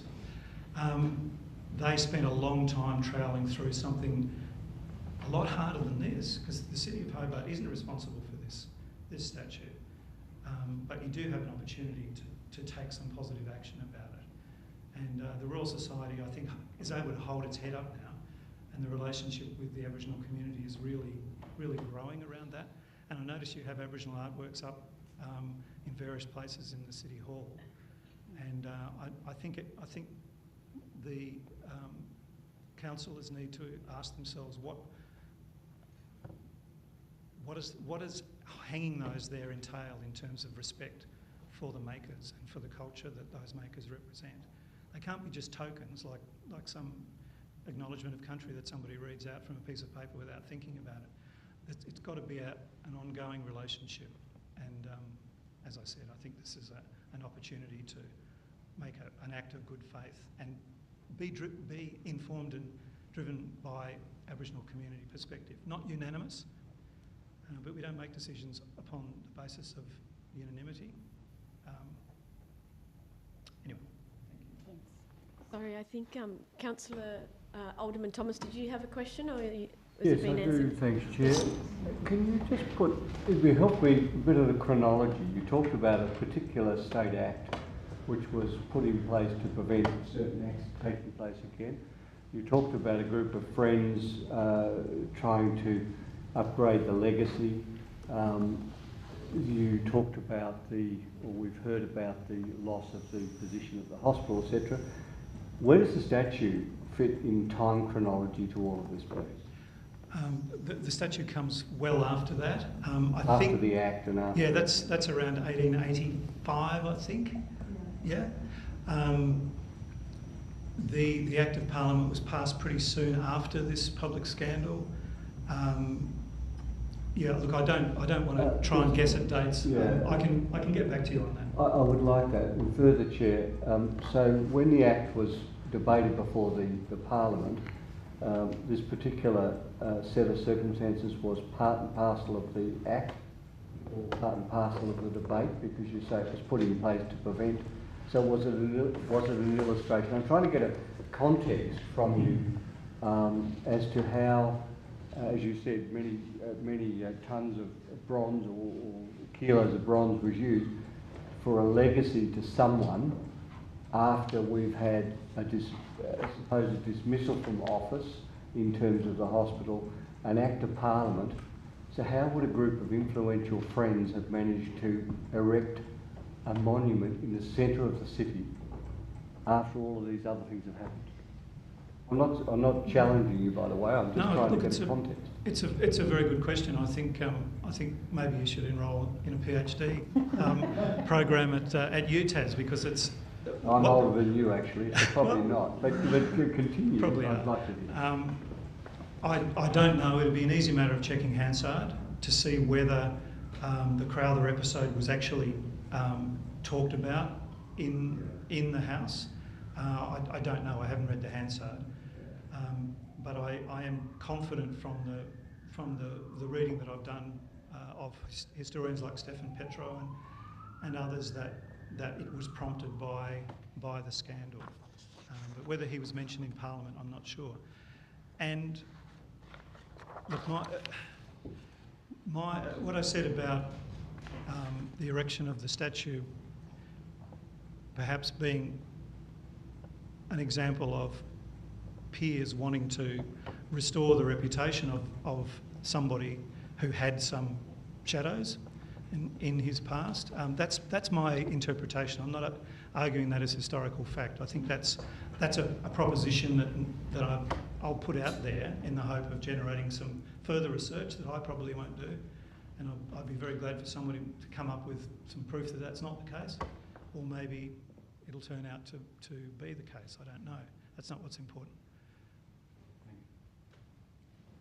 Thank you very much. Any further questions?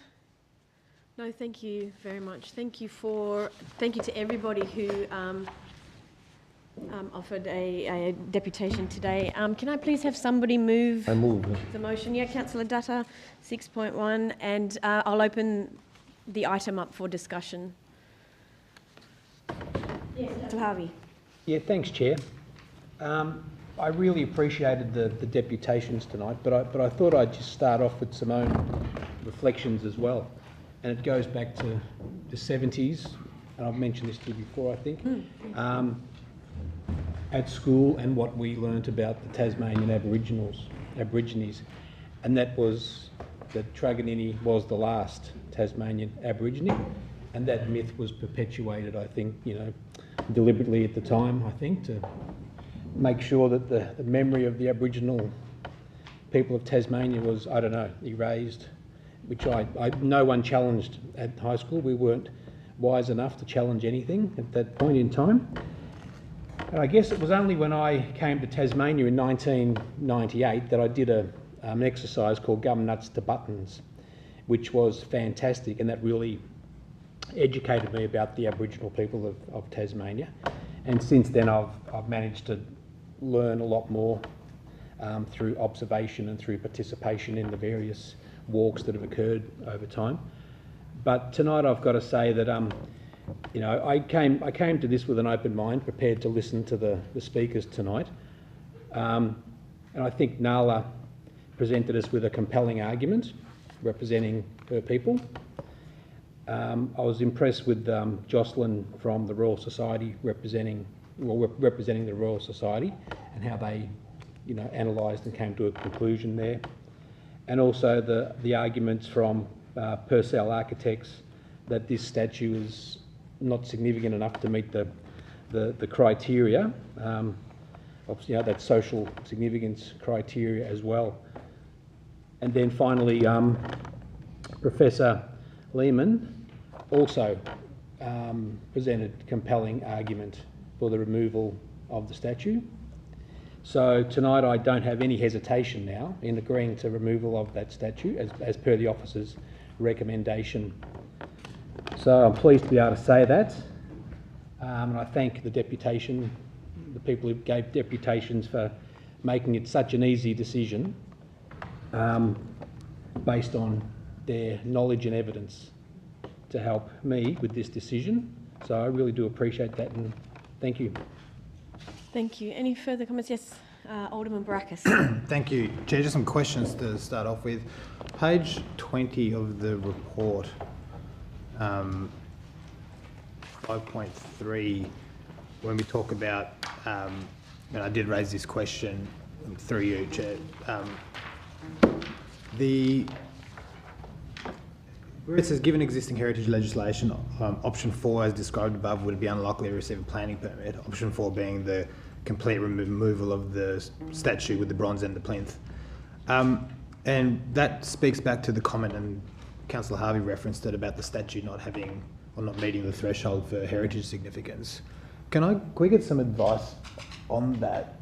Only because, and like I said, we've had you know, when we talk about heritage from a planning perspective, we talk about, you know, a garden that belonged to a notable person is of heritage significance, or, you know, a house that might not be heritage listed in and of itself, but contributes to the heritage area by way of its design and time of its construction. How would a statue representing a notable Tasmanian figure from such a long time ago in our history not be significant as per those criteria? Is that through Katie, or are we through the chair? Yes. In answer to that, in Tasmania there are 2 governing heritage bodies that this would need to go through as part of planning approval.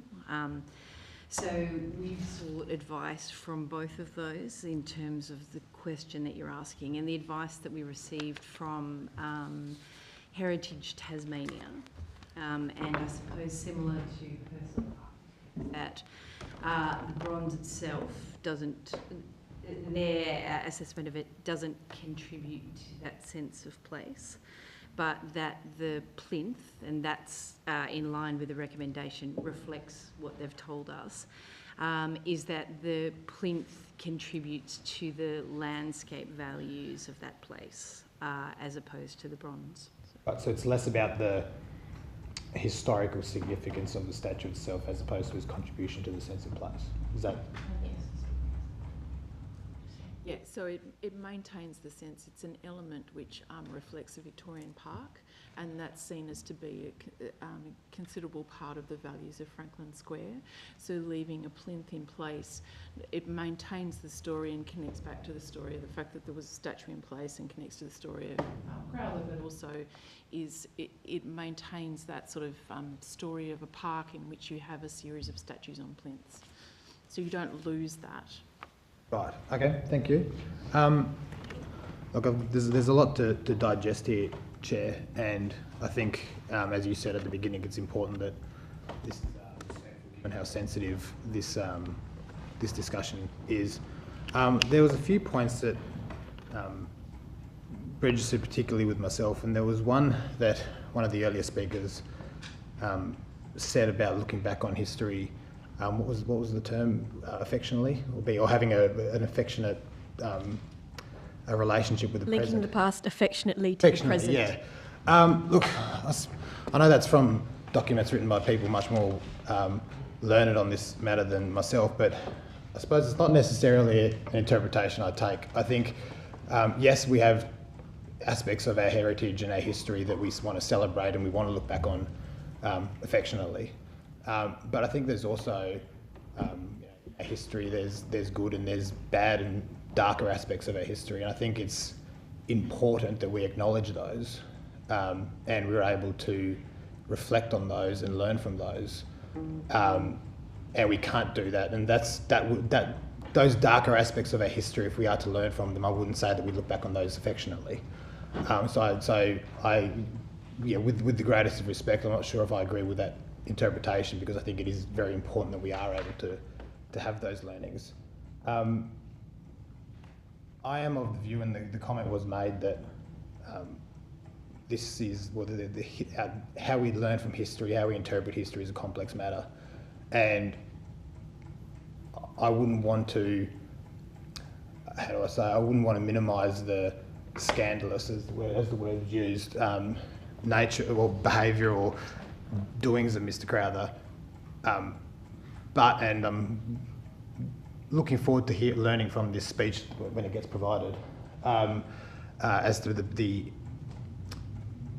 intentions of the putting this statue in the first place by the public, because my view of this has always been that statue wasn't put in to celebrate the horrible acts that he is purported to have committed. It was put in to celebrate his service to the state, and as was referenced, his service to those less fortunate, and as Premier. That doesn't detract from, or that doesn't, I suppose, separate or absolve him of any of the scandalous things that he's done.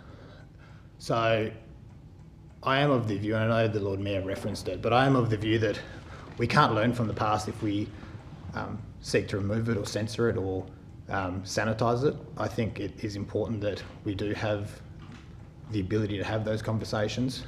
And I would have preferred to have seen, I think it, once again was mentioned about having a full truth telling that shows both sides of who this man was and what he's done, good and also the bad.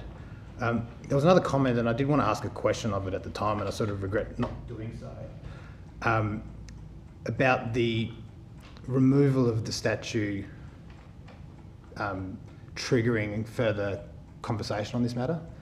And I suppose that is true, but I think that's, my worry is that would only be of a temporary nature, because once it's gone, once people move on from it, and by move on from it, I don't mean that disrespectfully. I mean, once generations come and go and people no longer have the first-hand connection to this conversation that's happening now, it won't mean as much. So I would think that a more permanent way of us having that full conversation would be more appropriate. That said, as I mentioned earlier, I'm not a member of this committee, so I'll be voting tonight, but I'm looking forward to getting those further information and reading it and absorbing it and going into the next council meeting with my eyes wide open on this, because I think it's an important issue, and I think it's one that we owe it to future generations and all members of the community to get right. Good. Thank you. Any further comments? Just a, yes, Lord Mayor. A question. Just to clarify that the staff's recommendation is that there's some, if there's a reinterpreted piece of public art in that location, it would be focused around this particular story. There would be some elements of this time in history, this, this attitude about the scientific establishment and the Tasmanian Aboriginal community and their place in Nipaluna. Like that's the proposal, isn't it? Of what this part of the recommendation is actually to have a new to commission a new piece of artwork that's not completely detached from this story, but it does change and provide a more contemporary interpretation of the story. For you. So it is to develop a detailed proposal and consultation with relevant stakeholders to commission a new interpretation or sculptural element. So it's a range of stakeholders to ensure that that story is contemporary. It is an understanding of the story that has come before and the reasons for why it is presented as it is now. Sure. So, but it's linked to what's there now, but it's not putting that particular bronze at the centre of the story. Yeah. Yeah. Okay. And one other question is this something? One question that's come up is, is this something councils do, or is this something mobs do? I mean, is there any are there examples in Australia or internationally of councils and governments, you know, making a decision to change a memorial, the way something is placed in the city for the purposes of reconciliation or other. Thank you, Chair. I might ask Jane, the council officer. Yeah, sure. So in the research that we've done, and this information has been distributed, so we found 275 examples of monuments that have been removed throughout 2020 to 22, and 150 of these were removed by local, state or official bodies or by court order. And these have occurred in the United States, the United Kingdom, Belgium, New Zealand, South Africa, India, France, Cambodia, Canada and Ireland.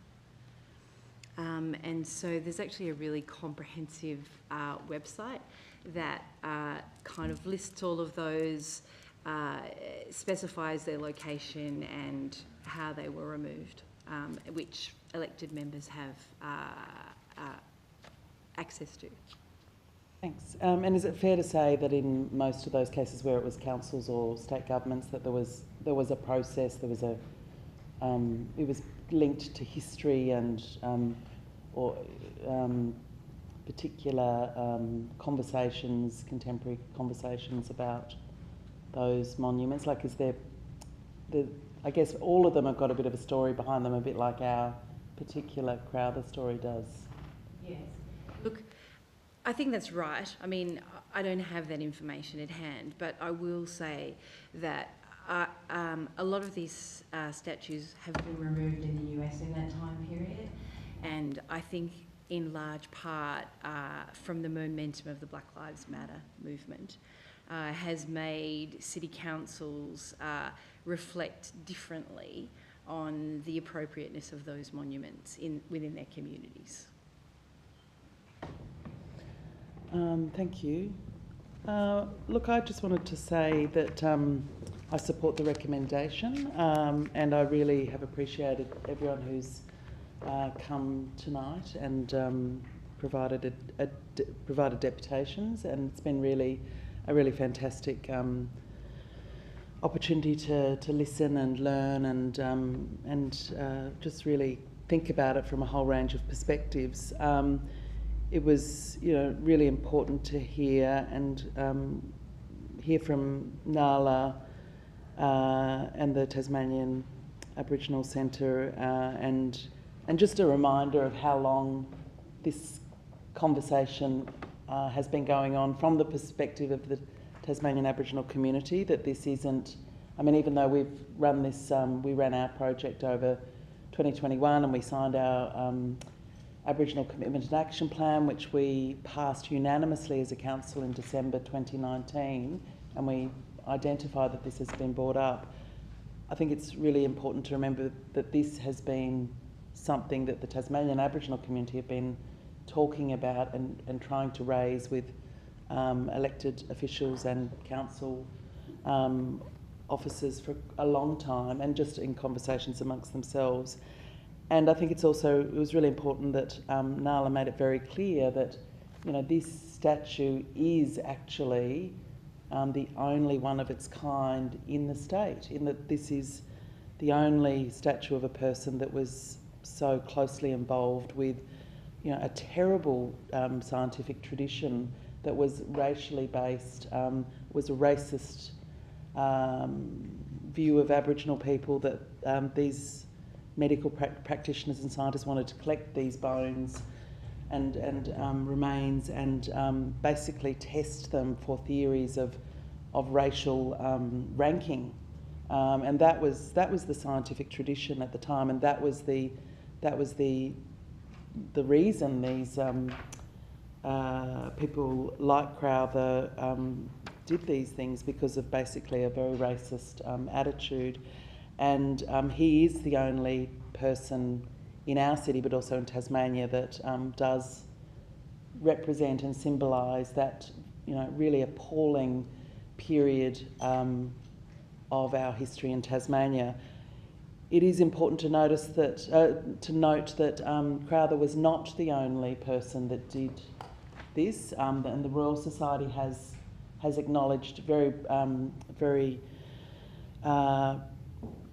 significantly their role in and the role of some of their key members at the time, their role in this particular incident, but in this whole tradition that was just, there was a sort of collective madness in Hobart at this time, when all of these doctors and surgeons and, you know, supposed gentlemen were running around trying to, you know, dig up the graves of Aboriginal people. It was just a really shameful part of our history, and I just really want to congratulate the Royal Society too for their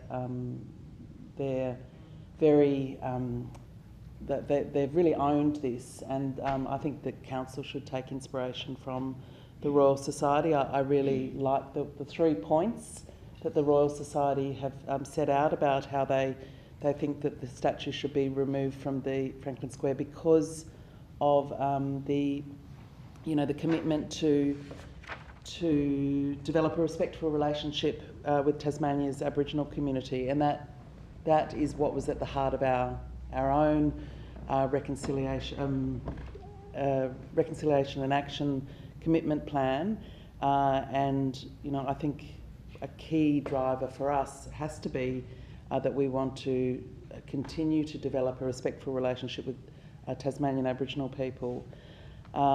And as Professor Lehman said, this is the conversation that everybody is having in Australia today.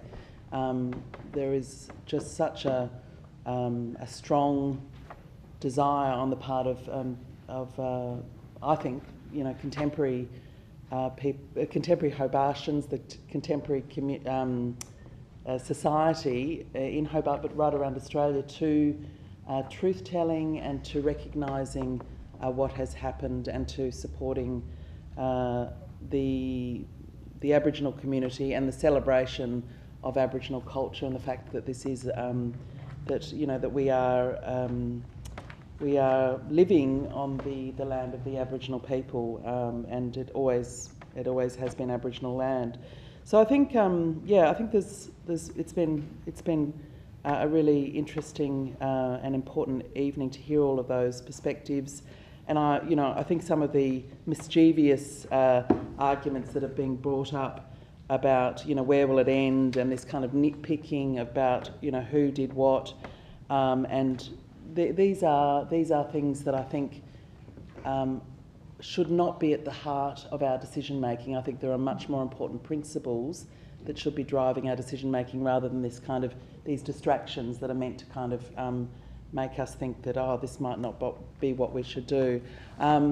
This particular article by Stefan Petro is a really interesting one, and it does make it clear that the history about what happened in that 48 hours of madness is incredibly murky, but William Crowther was, you know, very, very deeply involved, and as were some of the other some other people from the Royal Society, and there was lots of inquiries and lots of witnesses, and it's a really fascinating article. But to suggest that, you know, William Crowther wasn't deeply involved in this and wasn't the key person in the removal of the skull, I just think he's just, you know,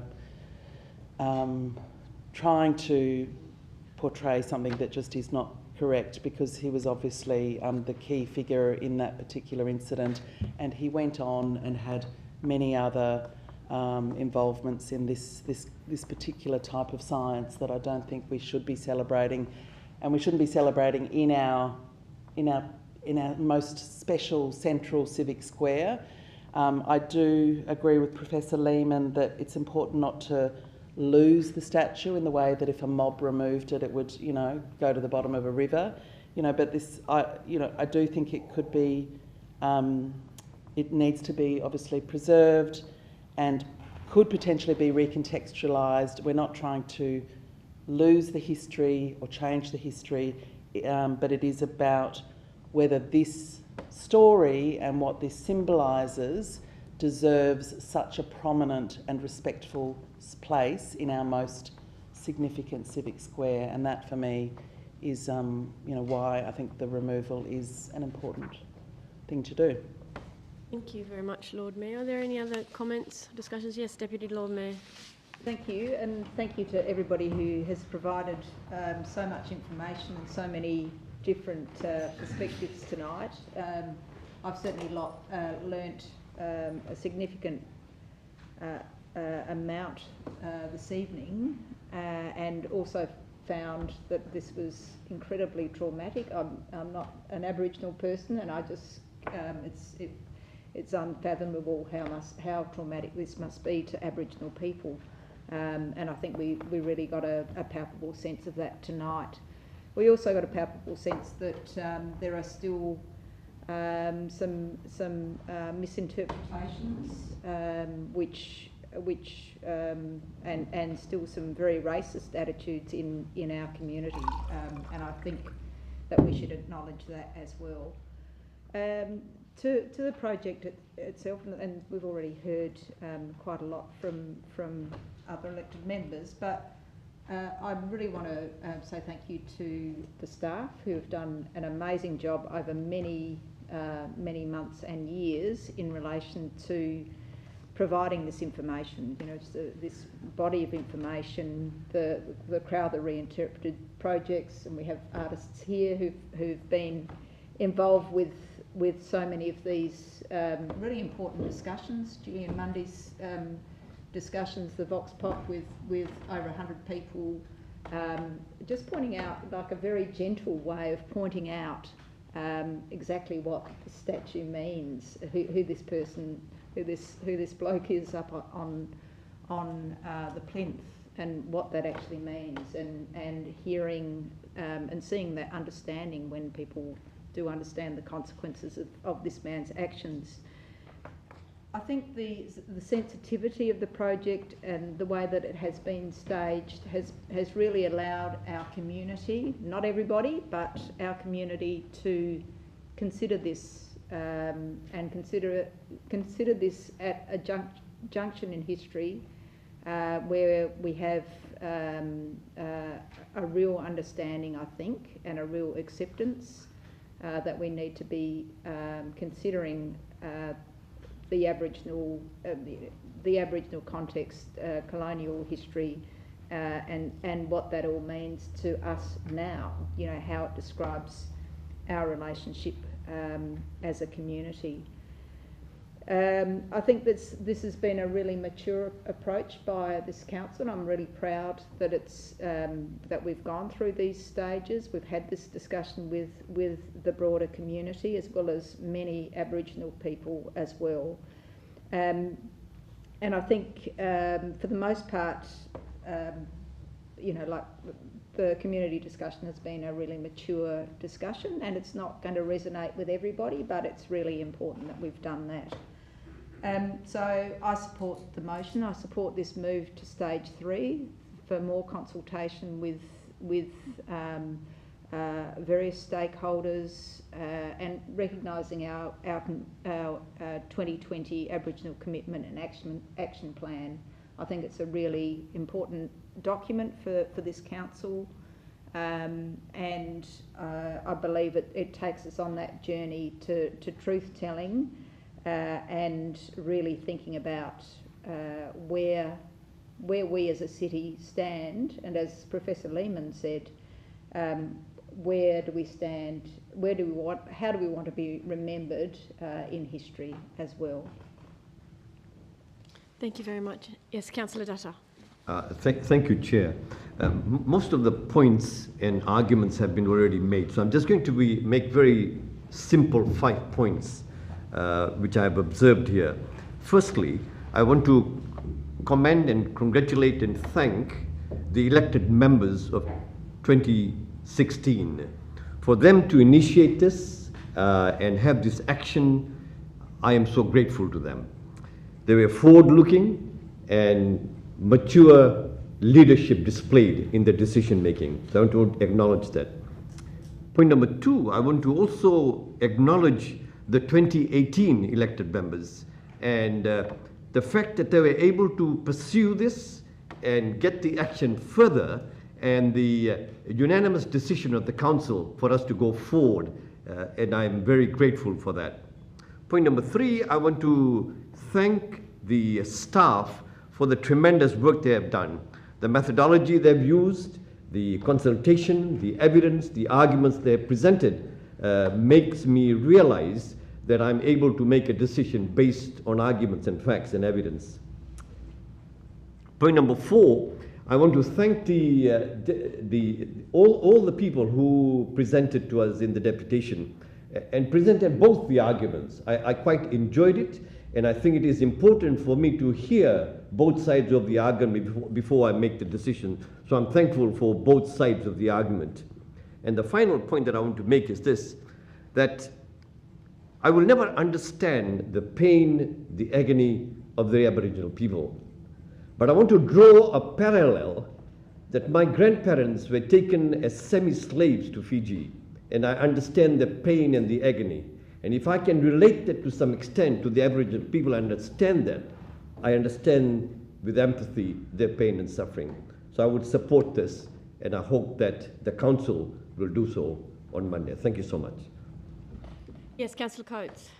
Thank you, Chair. Look, I'll keep my comments brief. I'm not a standing member of this committee. Why did I turn up tonight? Ultimately, we have the subcommittee process to allow for evidence and deputations, and I personally found it very informative, so I thank everyone that gave it. The elephant in the room is that this is a contentious item with a lot of community interest and a lot of interest on both sides. I guess the challenge that I'm grappling with between now and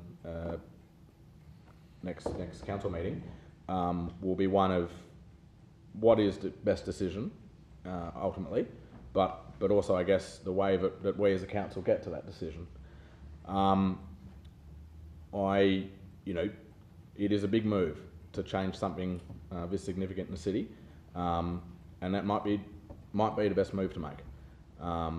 But in terms of getting there, we need to be sure that we've dotted the I's, we've crossed the T's, and that we've taken everything into account. And look, I think tonight was very helpful in terms of gathering that evidence, but the evidence wasn't necessarily all on one side, and I look forward to, and I know a lot of representatives tonight have identified they're going to pass on further information, because I think ultimately as a community, as a council, as decision makers, that will help us.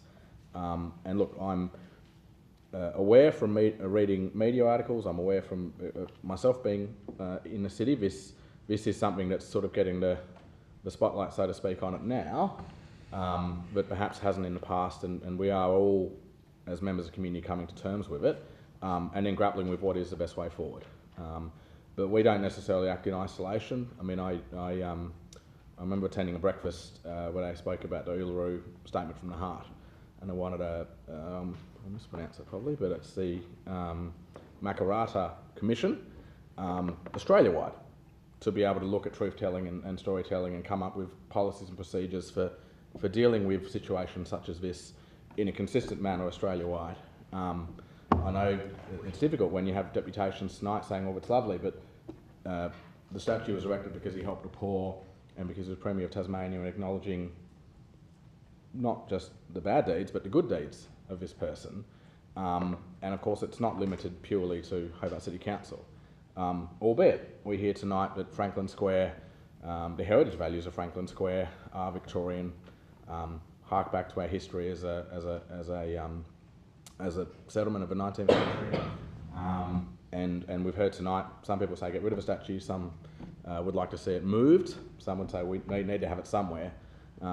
Awkwardly, I'm reminded of the fact, much like my fellow councillor, not having grown up in Tasmania and attending school here, weirdly enough, if it wasn't for that statue, I probably never would have heard of William Crowther and come to this knowledge. So, look, I guess between now and when a final decision needs to be made, our job is to consider and receive as much information as possible, but I guess I'll just flag that the bar to making a permanent removal of something that's sat there for 100 years, I think should be pretty high, and we need to ensure that there's broad consensus across the community. In the community consultation work that was done, which I think has been very extensive, I would just note that there was feedback from Indigenous and non-Indigenous groups, Aboriginal and non-Aboriginal groups, both for and against the removal of the statue. There is a significant number of people that identified they either had no knowledge or any limited knowledge or some knowledge of William Crowther and the Acts. So from a decision-making point of view, we want to be very, very sure that everything has been done properly, because I think once it's removed, or the removal of that statue potentially will cause pain to some people in our community as well, and I wouldn't want to, in the hope of alleviating one group, potentially look to disenfranchise another. But look, with all that said, it is a conversation that us as a council are having, us as a community are having, and Australia-wide I think we're having. Look, I mean, ultimately I think out of this we might come up with a consistent broad policy. We might even feed into what will be a consistent broad policy for Tasmania, for Australia. But look, I thank everyone for giving their invitations, and I look forward to further discussion. Thank you very much. Are there any other comments, questions? One question. Alderman sorry.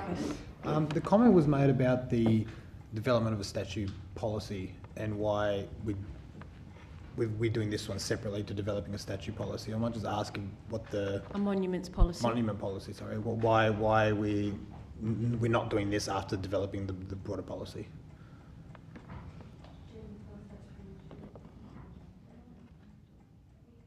So, through you, Chair, the development of the monuments policy stemmed from feedback from elected members.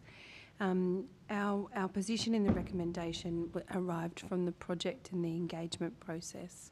So we felt that rather than holding back, and we would pursue and move forward with the recommendation and bring that forward for conversation, rather than spending more time to develop a paper to request the monuments policy begin.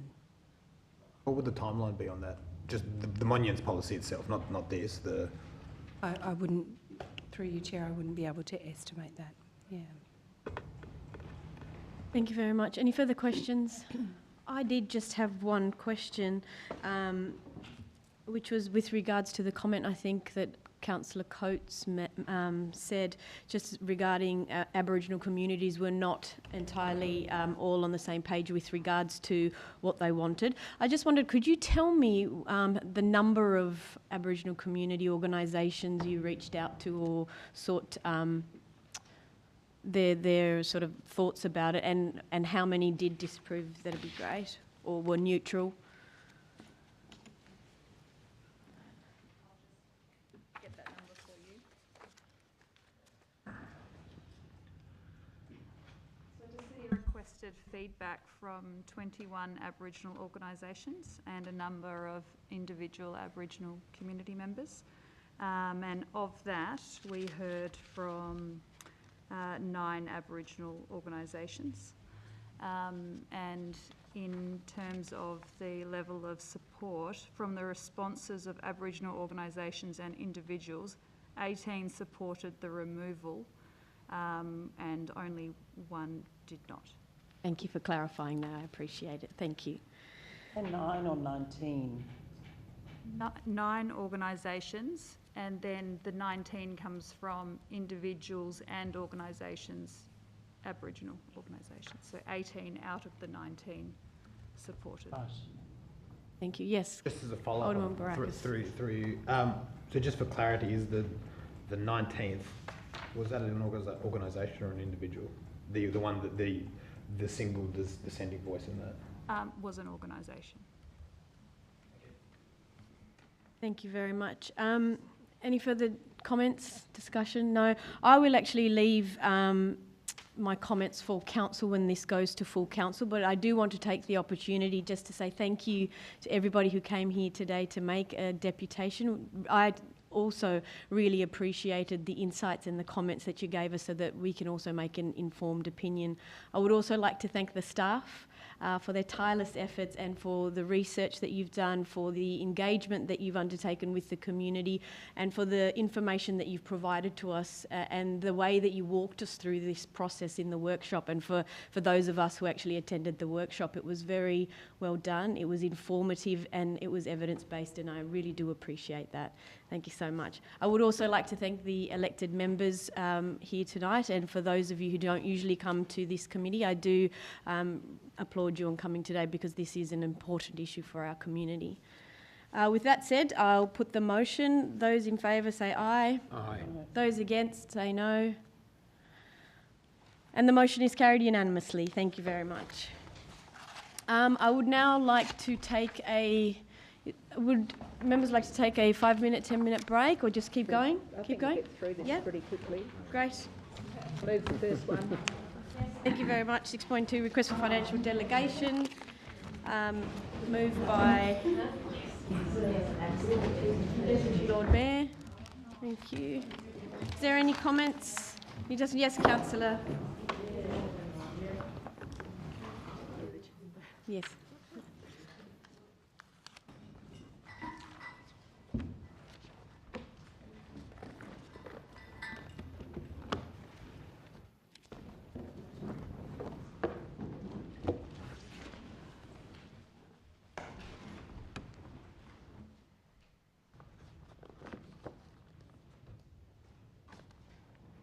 Yep, so happy to move that, Chair.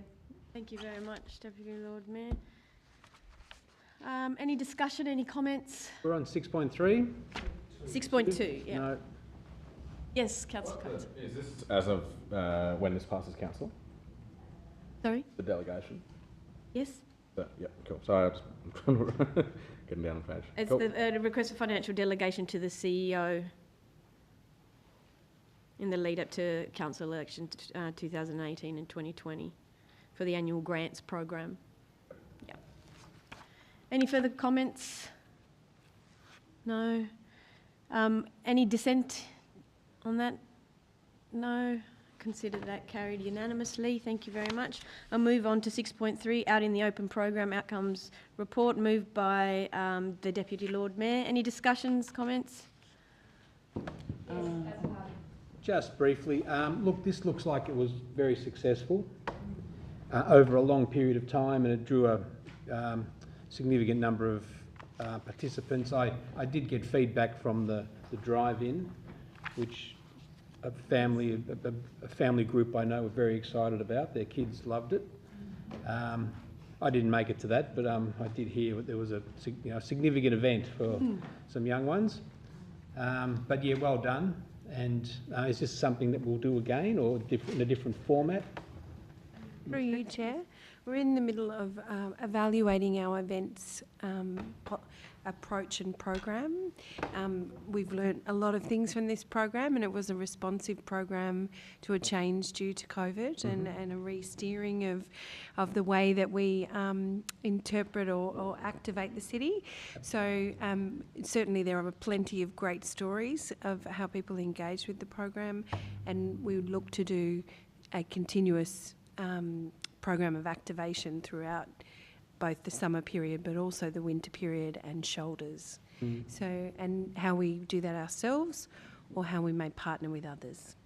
And that's a good point, that last one, how we partner with others. Just going through all the partners for the various events is, quite significant. So well done to us, and well done to all the partners that joined us.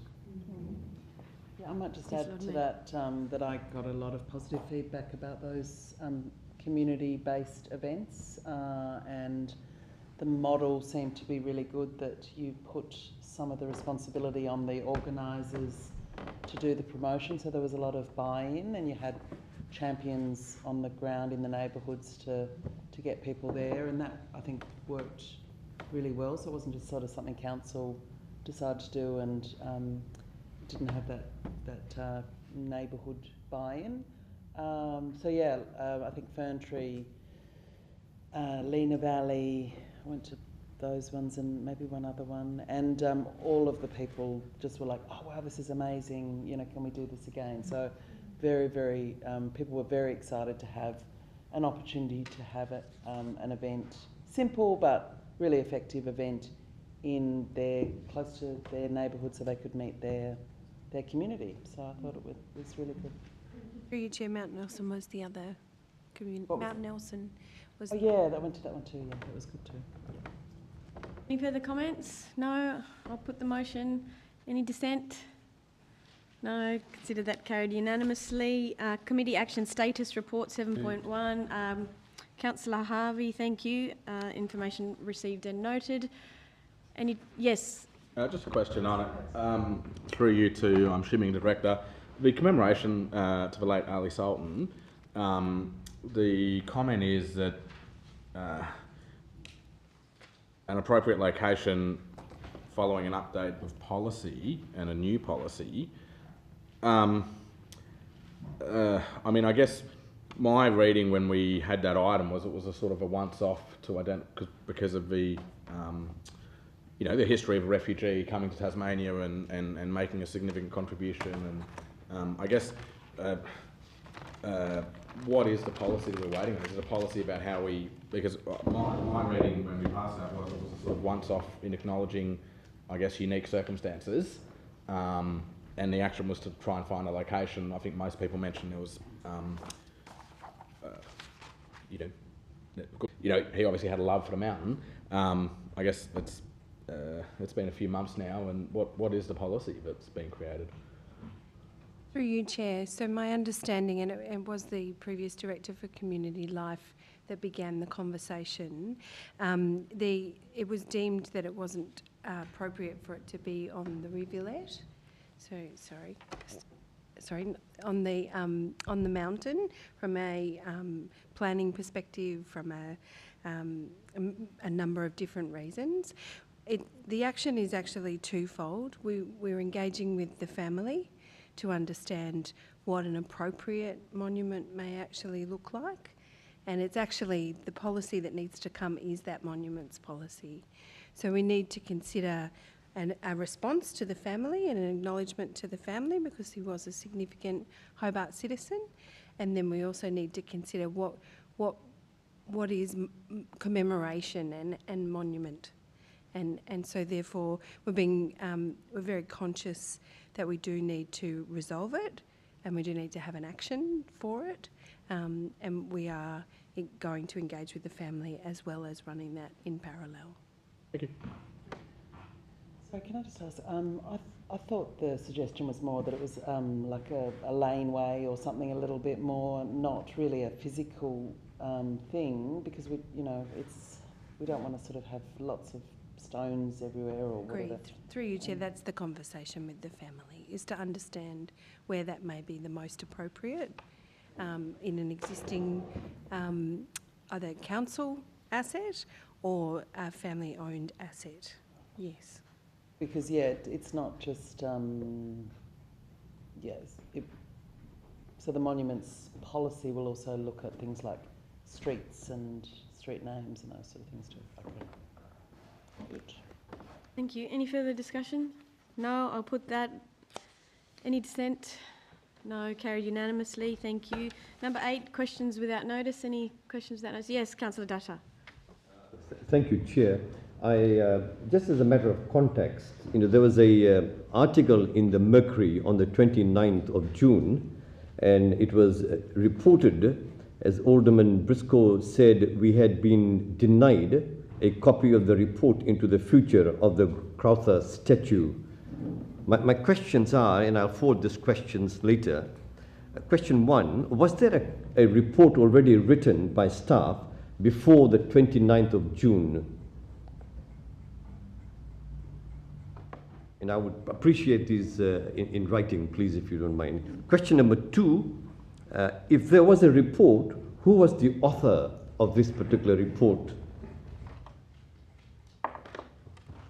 And question 3, why was it that Alderman Briscoe was denied a copy of a report into the future of the Crowther statue?